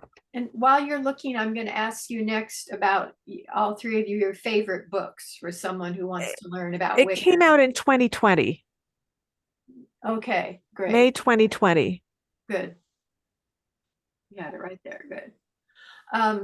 So all three of you, favorite books, someone wants to learn about Wicca and Neopaganism, where should they start? Aryn wrote a book. Yeah. Well, That, tell that us we have about it. used to train people. Yeah. Under my other name, Selene Silverwind, I don't actually know if it's still in print, but I have written several books. One of them was the Everything Paganism book, which does cover a variety it of right pagan here. traditions. It's not just Wicca. Sabina, can you find it and show us? It's oh, she has it there. Yeah, so it's by Adams Media. It's like all the other everything books. So there's an everything book for a variety of things. So there was that one.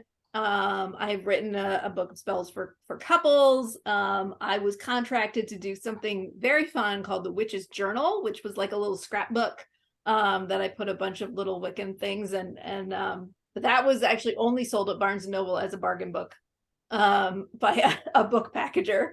And then a couple of pagan novels. But I usually recommend people start with, I started with Scott Cunningham. A lot of people accuse him of being too fluffy bunny and white light with some of his practice. But I think it's a good introduction to What's the title? solitary.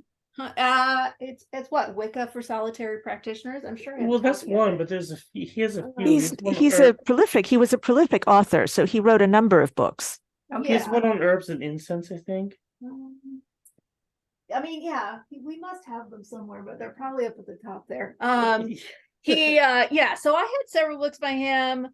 Silver Ravenwolf also did for solitaries. And they're much more general. They're not steeped in a specific goddess or a specific tradition. They're more about, here is what each of the Sabbats means, and here's how you cast a circle, and here's how you build an altar, and like the nuts and bolts of putting together and how magic works and those kinds of things, so that then you can bring your own tradition to it. As you evolve in your practice. They're probably accused of being fluffy bunny just because they're basic. They're basic. They are the introductory. But it's a good place to start because you learn the basics, and then as you know, once you know the basics, you start to develop your path, and then you will go out and seek more deeper books with deeper knowledge. But that can vary by the individual depending on what they want to do. Right. So he had Wicca for the solitary practitioner. This is super duper old. I don't even know what year that I bought this. 1988 is when I bought this. It was in its fifth printing in 1988 when it was published. And then he also did a follow-up, Living Wicca, which is a slightly more recent, but he's been dead for a while. 30, I think probably at least 25 years. At least. Yeah. So there's also one I have, if you're looking for a more Gardnerian tradition, there's this really old Buckland's book of witchcraft. This will tell you how to build your own athame if you should happen to have a forge. People used to make their own tools. You didn't used to could just, go on Etsy and, order whatever kind of ritual tools and garments and accoutrements that you wanted. People had to make these things from scratch, and people would go out in nature and they'd find a stick that felt really nice to them, and they'd work with that and carve it and make their wand out of it. Now you just go to Universal Studios, you go to Flourish and Bots in the Harry Potter section and you buy your wand. But this is Fiona did. Me too.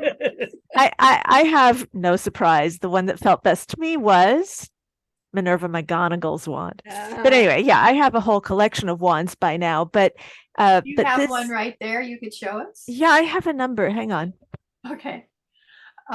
Brian, what were your favorite books? I would say the same thing. I read most of the books that Aryn did because she was a big influence on my early learnings. So the Cunningham So I books, don't have the Silver Minerva Raven books. McGonagall wand with me, but I do have this one. This is one that I made myself. And you can see that this is it's a stick, right? That I found that spoke to me, and it has a crystal that I attached to the end. And it's bound. This is bound in leather here, and the grip is bound in leather. And you And use that in spell casting? I use this mostly in casting a circle and in calling the directions. I don't use it in spell casting, to tell you the truth, because the spells that I do are more, they involve candles, they might involve arrangements of crystals, arrangements of herbs, putting things in a jar. I do a lot of sigil work, which involves drawing symbols and then charging those symbols. I might use it to charge a symbol. This is another one I like to use this. I used this when I was teaching online a lot. Oh, that's great. But yes, most of us have a collection of these things because we think they're fun. I'm going to add a book to the list of books, and that is Starhawk's The Spiral Dance. There you go.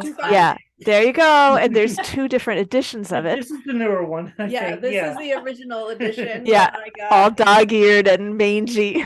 Yes, I bought this used at a bookstore, a pagan store here in LA that burned down in Venice probably 20 years ago, 30 years. Well, At least, no, it must be more than at 20 least years. that's older than 20 years ago, because I have the edition that you're holding in your right this is hand. Brian And I got Ewing. that like maybe 1992 or something like that, Yeah, 93. this one. So she got this publication date is copyright 79. And then I bought it used. It must have been 93. Yeah, I that bought that this makes at, sense. I don't even remember the name of the store. It was an electrical fire. But it was before I met Brian, so it was before 1998. And then Mine's probably 2000. yeah, and then the Silver Ravenwolf one is, she has a couple. These are much more, these I want to say are late 90s. So it's a bit more, well, Buffy the Vampire Slayer or It's Sabrina the Teenage Witch. Silver Ravenwolf is very 90s, and Yes. many of her books, they're beginning books, and they're often aimed at young people who want to try this out as their path. Whereas what I like about Starhawk is that her stuff it's deeper, it's more philosophical, it's very psychologically informed. She's a psychotherapist by training, and so there's a lot of deep work, right, to dismantle the ways that old patterns, patriarchal patterns, capitalist patterns, dysfunctional patterns from our families work inside us to create problems for us and make us either unhappy people or people who make everybody around us unhappy with our mishigas. So, Starhawk's books really aim at addressing some of that. And her rituals, the kind of ecstatic experiences that are part of the rituals that are in that tradition, I think also work. They're particularly effective for me. That Bridget experience that I had was at a reclaiming ritual at PantheaCon, actually. I think it was the first PantheaCon or maybe the second PantheaCon. Yeah, it Oh, has a right. very San Francisco. I mean, Yeah. she lives in San Francisco. But here's one she wrote for pagan parenting specifically. Oh, It's a That great we've book. used this a lot. It's still very reclaiming, but it has little stories and crafts and all so sorts it's of circle things. round, raising round. children in goddess traditions. Yes. And another one that we have used Yeah, that's is a good one. the Yeah. Campanellis. Oh, those are great books. Yeah, I have all of those too. Yeah, and these are specifically about the Sabbats Mhm. Ancient and ways. how to observe each one. And I feel like these are a little more Wheel of the Midwestern. year. They are very Midwestern. They're very Midwestern Yeah. based, but Yes. because the Wheel of the Year, the kinds of agricultural events that she hangs them Mhm. onto are very much based on a Midwestern year cycle as opposed to like a West Coast year cycle. But because the symbolism kind of those lines up better with the traditional ones, you at least get an idea of the symbolism of the different Sabbats and the Wheel of the Year. And then you can adapt them to whatever is going on in your own year cycle. So for example, with Willow Lodge, we often did Mabon, the fall equinox. We often did it as a Dionysian rite because it's the wine harvest, the grape harvest and the beginning of winemaking in California. And so why not celebrate the god of wine? Makes sense. Are you involved actively in a coven in Vancouver now, I Sabina? am. I am. I took the Willow Lodge tradition north, and it's now called Cedar Lodge, the group that I have here. I work with a woman friend of mine who had a coven previously in an Alexandrian tradition. And then that coven, people moved away for various reasons. And then we met each other and decided, well, let's start teaching some classes at the UU Church. And that's what we did because she's very active as a Unitarian Universalist. And then some of those folks from the class decided that they wanted to form a coven. And so we formed Cedar Lodge. You know, we should say something about your books. So My books. the first one was Neopagan Sacred Art and Altars. And altars, yeah, making things whole. Let me see if I can find that one. And get witching culture and the Two Madonnas.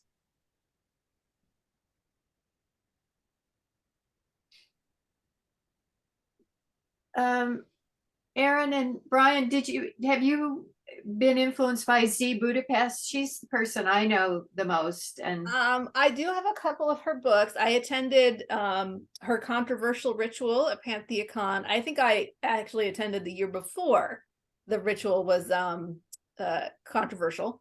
what was controversial but- about it? I only have a hard copy version here at home. I think the paperback is at work, but this is Neopagan Sacred Altars, Art and Altars, Making Things Whole. The paperback has this cover. Right. This is show us an altar. Show us an altar. There's one right behind me, but you can't see it because of my ears. Oh, okay. So my altar is right behind me. Show you an altar. I don't know. I'm Let's assuming there's find. photographs in the book. There's photographs in the book, but they are largely black and white photographs. Let's see if I can find some of the color photographs. Okay. So here are some color photographs in the back. I don't know if you can see this. So on let's see, on this side of the screen, there's this was a group of part of the Fellowship of Isis in Los Angeles. And these women were very, very devoted to Bastet. And so this woman, Catherine Farah, made these incredible soft sculpture cat-like deity figures that you could dress and pose and put in an altar. They were really quite remarkable. And then on this side of the screen, these are two altars from the spiral dance in, I believe it was 1995. I'm not entirely sure. Yes, I think it was 1995. I think the top one is the earth altar and the bottom one is the air altar from the spiral dance of that year. Mm. So altars are assemblages. They're liminal places where people connect the sacred world with the secular world. Here's more examples of altars. And the way that they work is that they are assemblages of related symbols and items, so that they work on us aesthetically and they work on us emotionally, right? So when we see this sword suspended among moving scarves, right, on this side of the screen, this one, that's an air altar, again, from a different spiral dance. I think that for many of us, it suggests, because we've been enculturated with this idea in paganism, that swords and air and the direction east and the morning light and all of these things are somehow a communication. These things are related to each other. And so we look at that and we feel all of those associations. And, the same with, this would be a fire altar up here. This looks like the earth altar, which for Samhain is, of course, also associated with the ancestors because they are buried in the earth. They become one with the earth. So there are some altars. But, there's altars, oh, gosh, we love altars. And our homes are filled with altars. And they might be working altars like the one that's behind me that you can't see because of my ears. That's just, where I do a number of different negotiations and communications with deities, different spells, things like that might be on that altar. But I also have a household altar, which is in my living room, which has a statue of Bastet, the Egyptian cat goddess, on it. And she's definitely the protector of my household. And that's a place where I might leave flowers on a weekly basis, fresh flowers there, or other things that pertain to my household. And people do altars for all kinds of reasons. Again, it's an expressive art form, and they work by association. All of these things there are associated through their connection. And then let's see, Neopagans, witch. Then my other book is called Witch and Culture. That was 2004. Yeah, that came out in 2004, and that's an ethnography of modern witches and pagans, largely in the Bay Area in the late 90s, early 2000s. But there's some material there from other parts of, I would say that this is a very, it's a snapshot of what Wicca and neopaganism looked like in the United States in the late 90s, early 2000s. It needs to be updated because that was 25 years ago by now. Do you have a hint of how you would update it if you were doing that? I know exactly how I would update it. I have a plan, except the plan involves retiring first because I'm busy running too many things. Yeah. But yes, the internet was just starting out when I wrote that book, and social media didn't exist.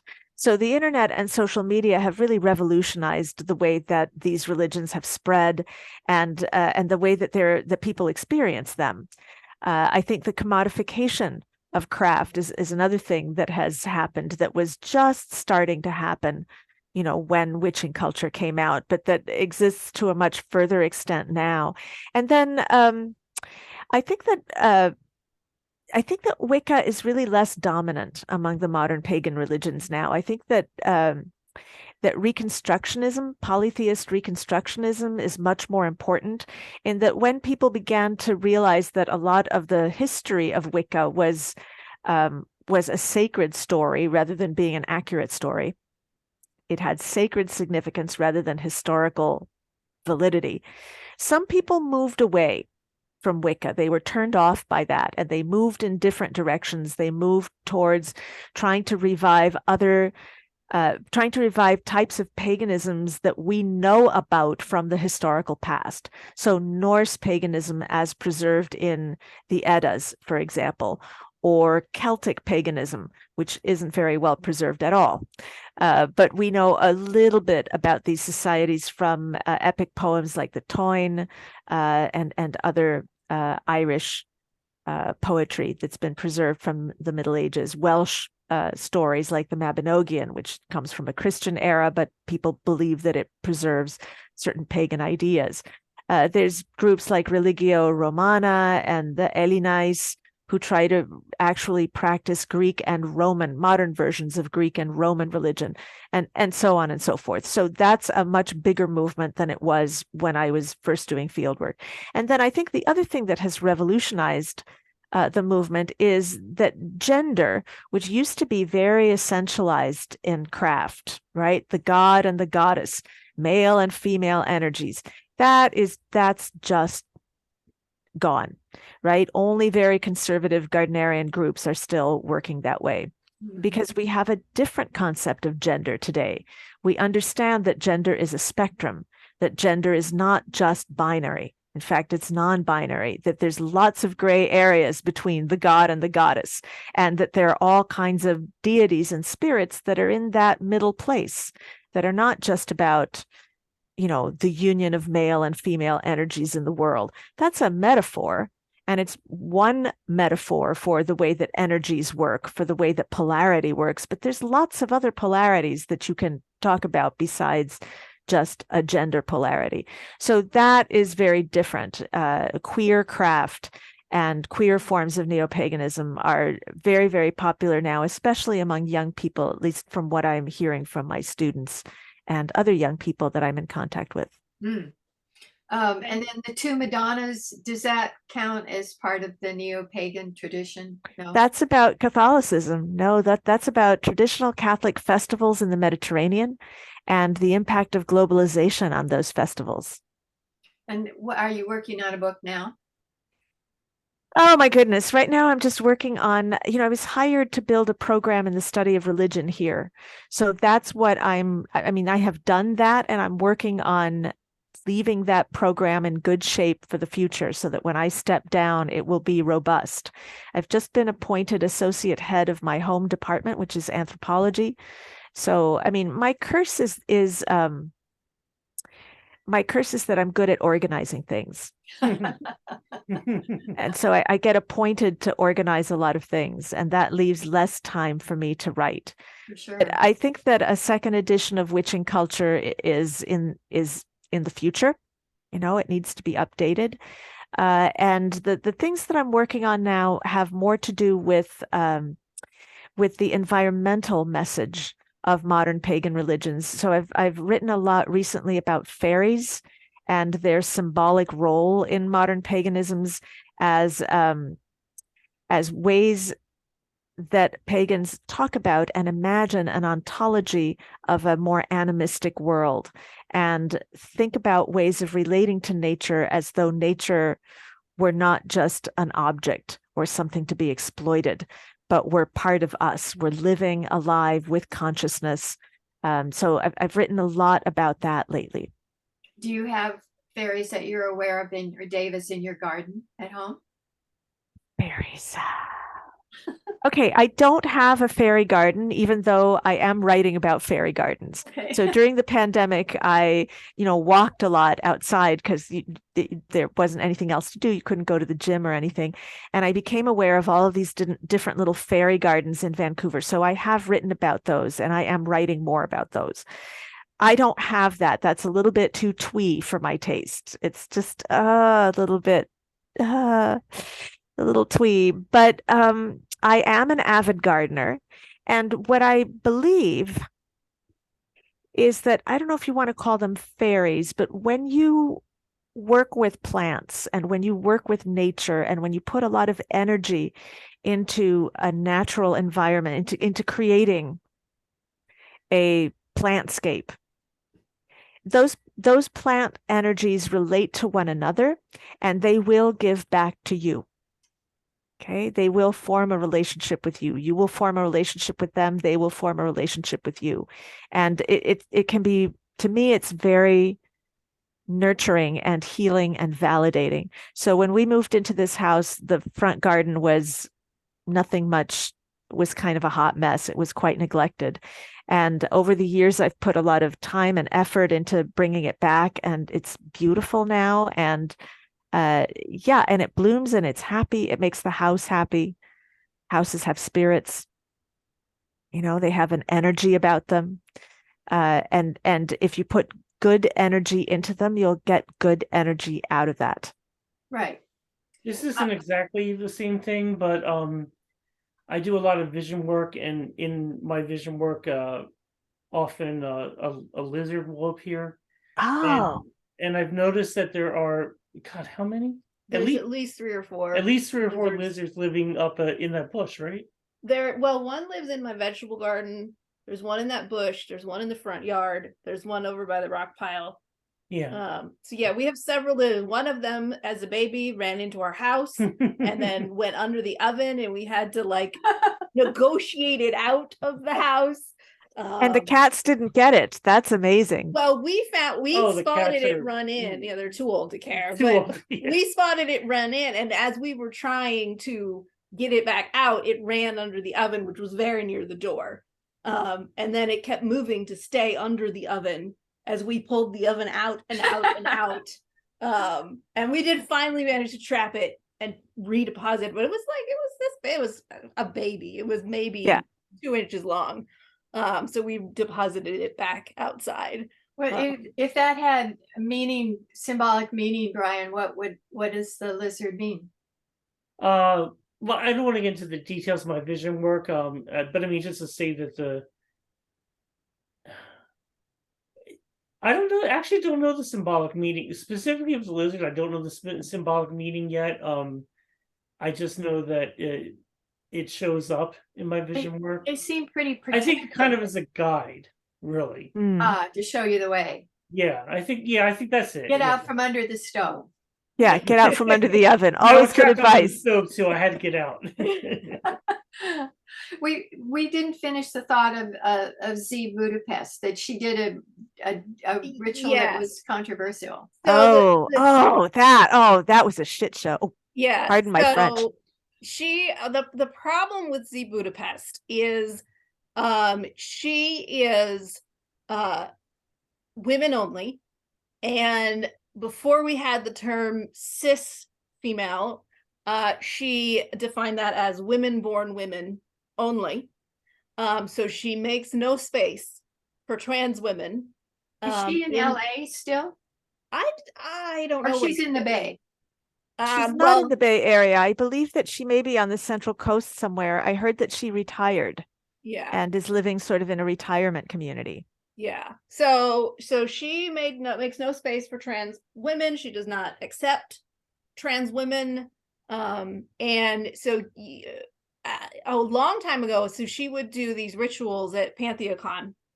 And I attended, I think the year before, the one that was protested by another group, but it was skyclad, so it was everybody was naked, and she only permitted cis women to attend the ritual, and so I think so that would have been 2000.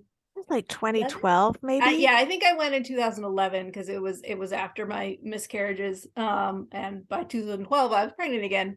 So 2012, T. Thorne Coyle, who is an activist but very pro-trans, and some other trans activists protested her ritual for excluding trans women.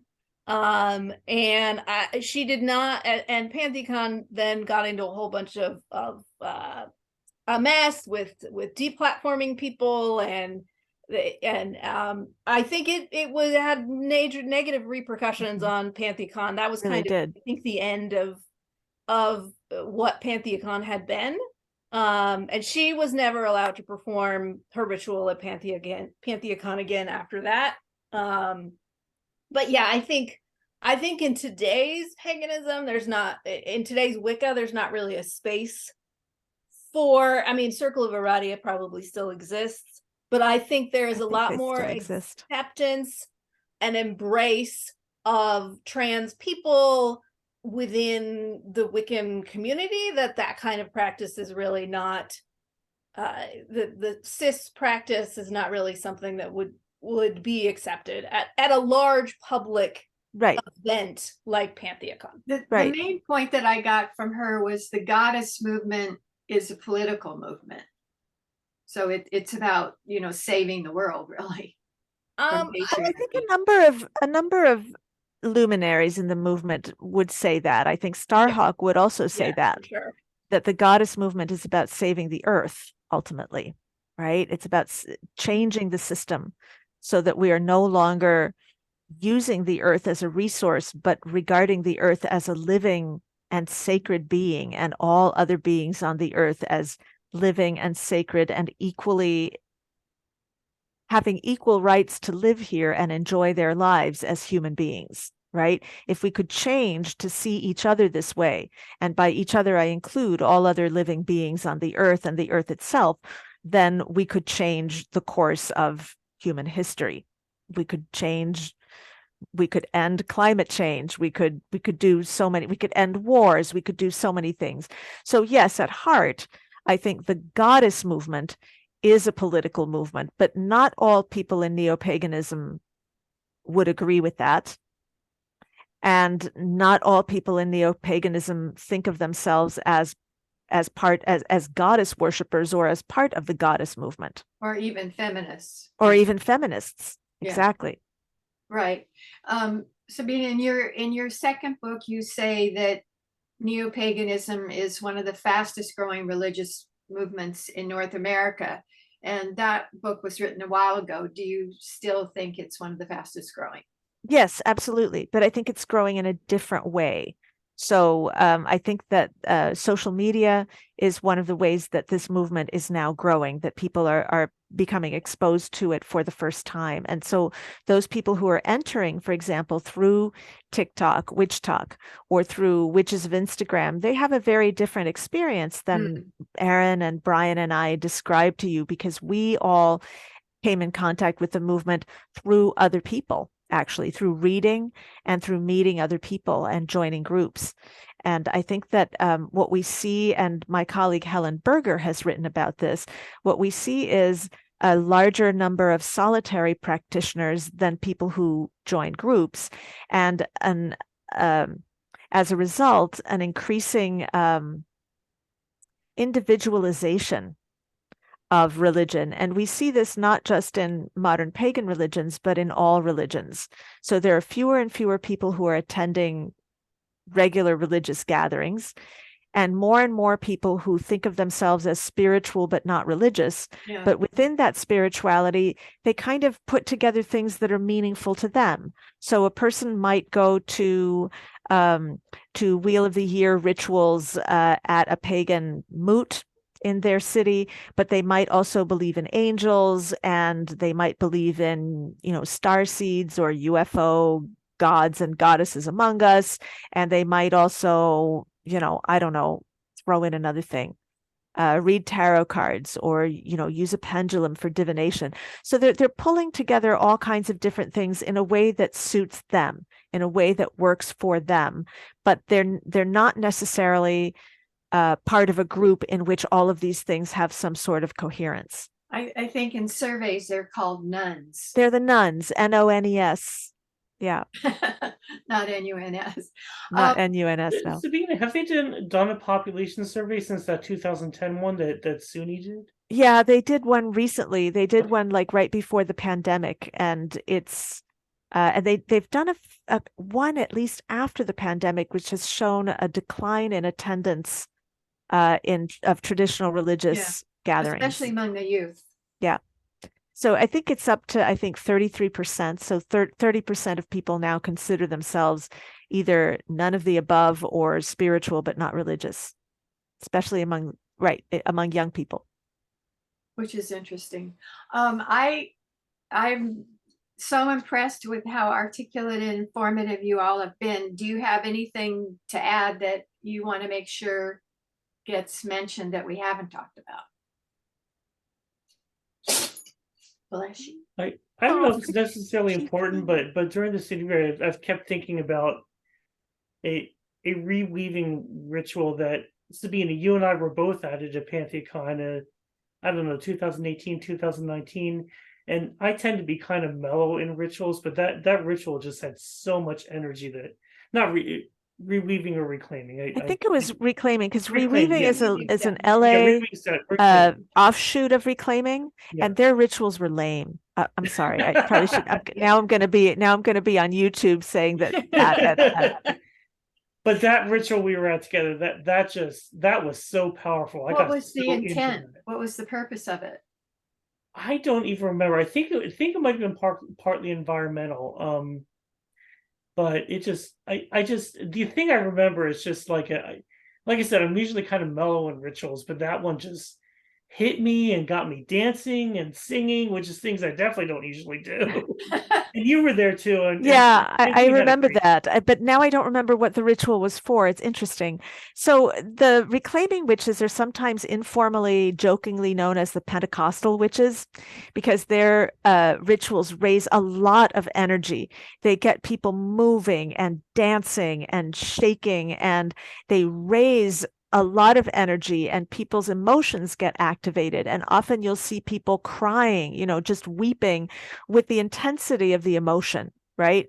I mean, that's what happened to me at my first reclaiming ritual when I encountered the goddess Bridget. I kind of fell apart, right? I'm usually someone who's very controlled. I was going through something difficult, but I thought I was handling it. And then I got into that ritual, and wow, it just blew me apart.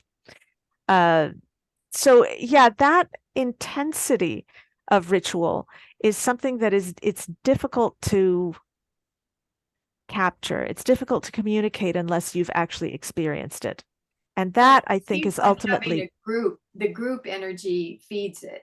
yeah, It would be hard to do that online. it's very difficult to do that online. I've got a whole other rant about, during the pandemic, we could only meet online. And I mean, it was better than not meeting because sometimes you just weren't seeing any other person for weeks on end. But what a drag. It was very difficult for lived religions like ours. I mean, our religion is an embodied religion. You really feel it in your body when you are out, in the backyard doing the ritual with other members of Willow Lodge. We were all moving our bodies, doing things with our bodies, singing, chanting, moving in a circle, even if we weren't like super intense. These are really religions of practice. And sitting in front of a screen, going, today is Lammas, the day of the first harvest. It's just like, shoot me now, it is. Yeah. Yeah, I would say that. I think that is, and maybe this is something that the solitary trend is missing, but at least for Willow Lodge, I would say the biggest component of our tradition is the gathering, and more so than we do the ritual, but the ritual is often 20 minutes, maybe 30 minutes at the outside, and then the 2 or 3 hours of feasting. Yes. And probably Yes. the hour of gathering before we finally organize ourselves to go outside, before Right. everybody has claimed a part, because often towards the end it would be like, all right, here's a script, who's gonna talk? And we would decide that on the fly on the day of the ritual, because we'd been working together so long. But then everybody brings the food, and it comes from their own, either what they felt like making, what was growing in their yard. I like to bake, so I would always make some sort of seasonal relevant dessert. But it was the feasting, which would last hours, and the hours. cooking, and that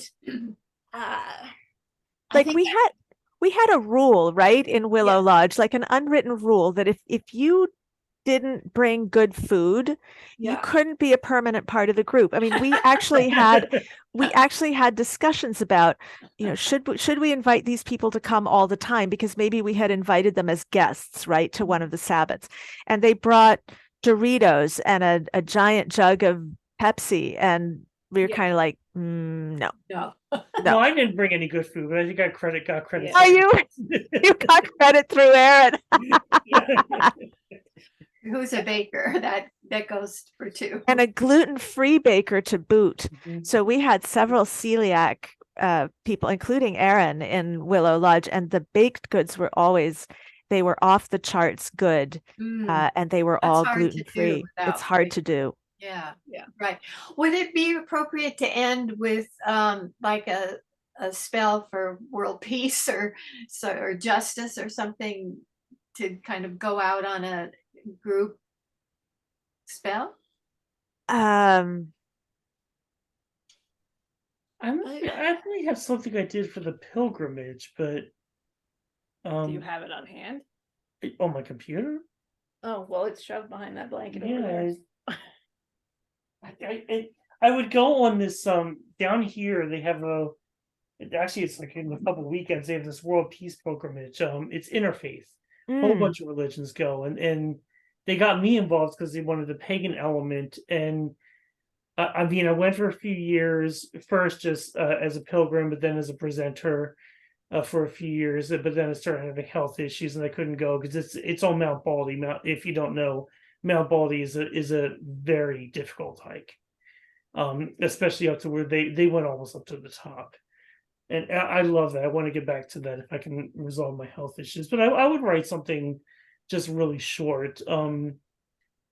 Do quarter calls in each direction. Just call each direction with my wand, and then it had a. Why don't you just do it with us? Yeah, but we're talking. We need to talk about it so that we figure out what we're going to do. Right. So we're setting it up. This is very typical of how we work, because there's a framework, but we've got to decide how we're going to do it and what we're going to do. So we're going to do quarter calls. Shall we cast? I was just going to read it, but if you want to add the other stuff, we could, but it would be hard to capture on camera. It's hard to Yeah. capture on camera. Yeah. Yeah. Well, then Yeah. why not do it? Because then, because we're also doing it to have an effect. Not, My computer is so because- old. Is it coming up? Is the thing? Well, It- it's still turning on. It's still will. turning on. It will. Okay. But maybe usually I don't know if I wrote There you go. I don't know if I wrote the quarter calls down. Maybe, Well, No, could we just know use the Willow quarter Lodge. calls. We don't need to write those Oh, down. no, The it quarter was- calls and the it was casting, we usually just shorter know. than that. Oh, Or are there special quarter calls? Yeah, I wrote something. I think I wrote something really short. Oh, okay. So we're not doing the Willow Lodge quarter calls. I didn't. No, usually I Okay. didn't.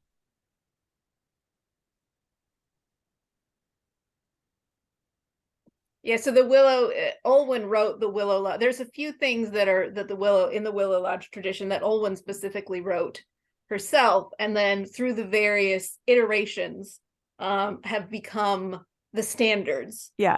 That are in all of our rituals, and occasionally we would say something different Mhm. for the circle cast or the quarter calls, if it was particularly relevant to that Sabbath. But for the most part, these Aaron, do core you want to elements. say them, the quarter calls while?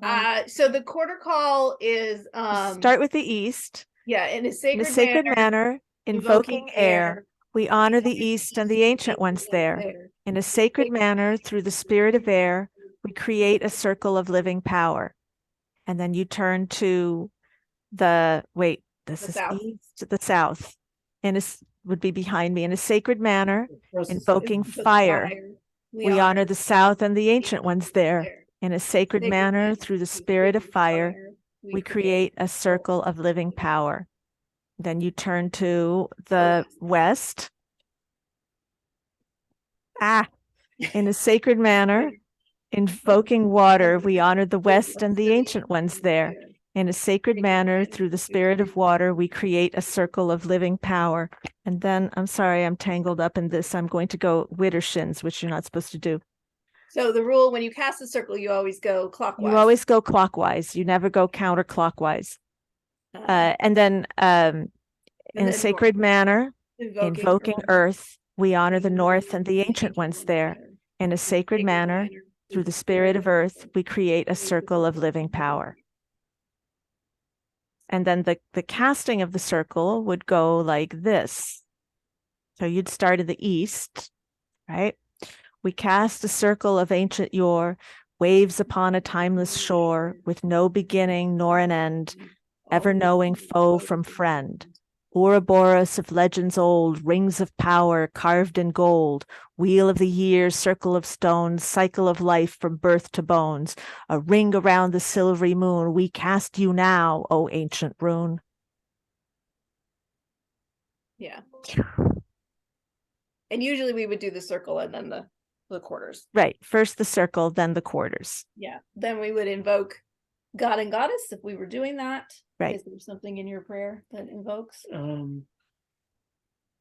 Let's see. I have like 4 of them. Well, just do the latest one. The latest one. Well, it's in 3 documents for some reason. I don't know why. Maybe it's just 3 different edits. We're close. I don't think I invoked actually. I Hmm. really when I did it, because we had to do something short, because they would try to fit in 30 different religions in like an hour and a half. So Wow.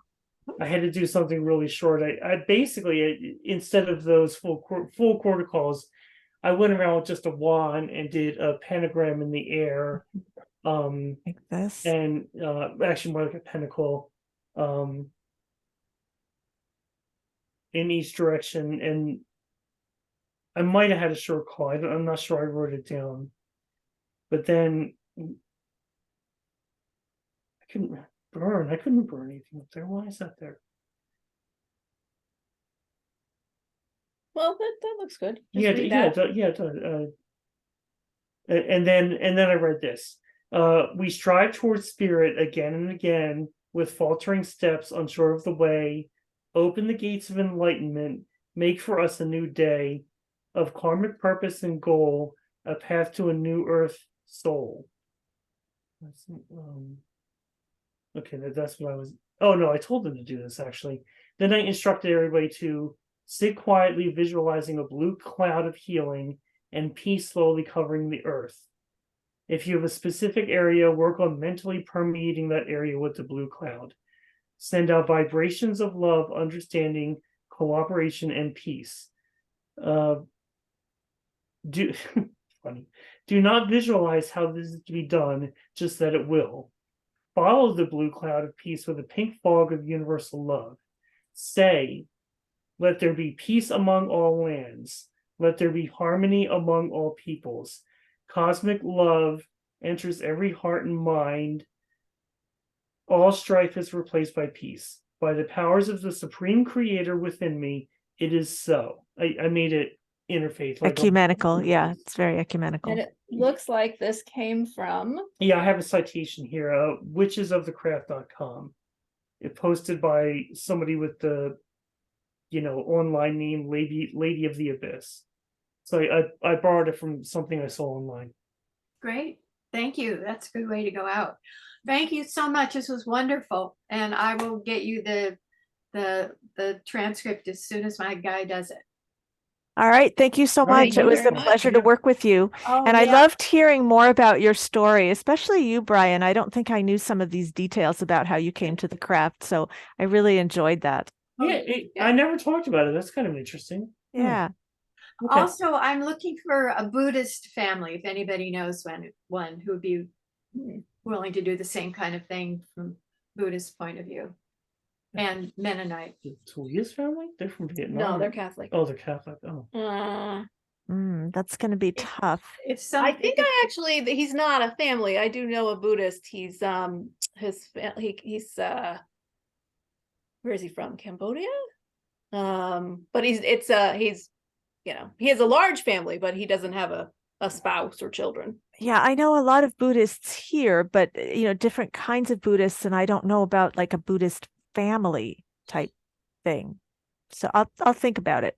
Thank you. Thank you. All right. I really appreciate this. We'll be in touch. Thanks. Thank Bye you. now. It was great. Thank Bye, you for guys. It having was me. great to see you.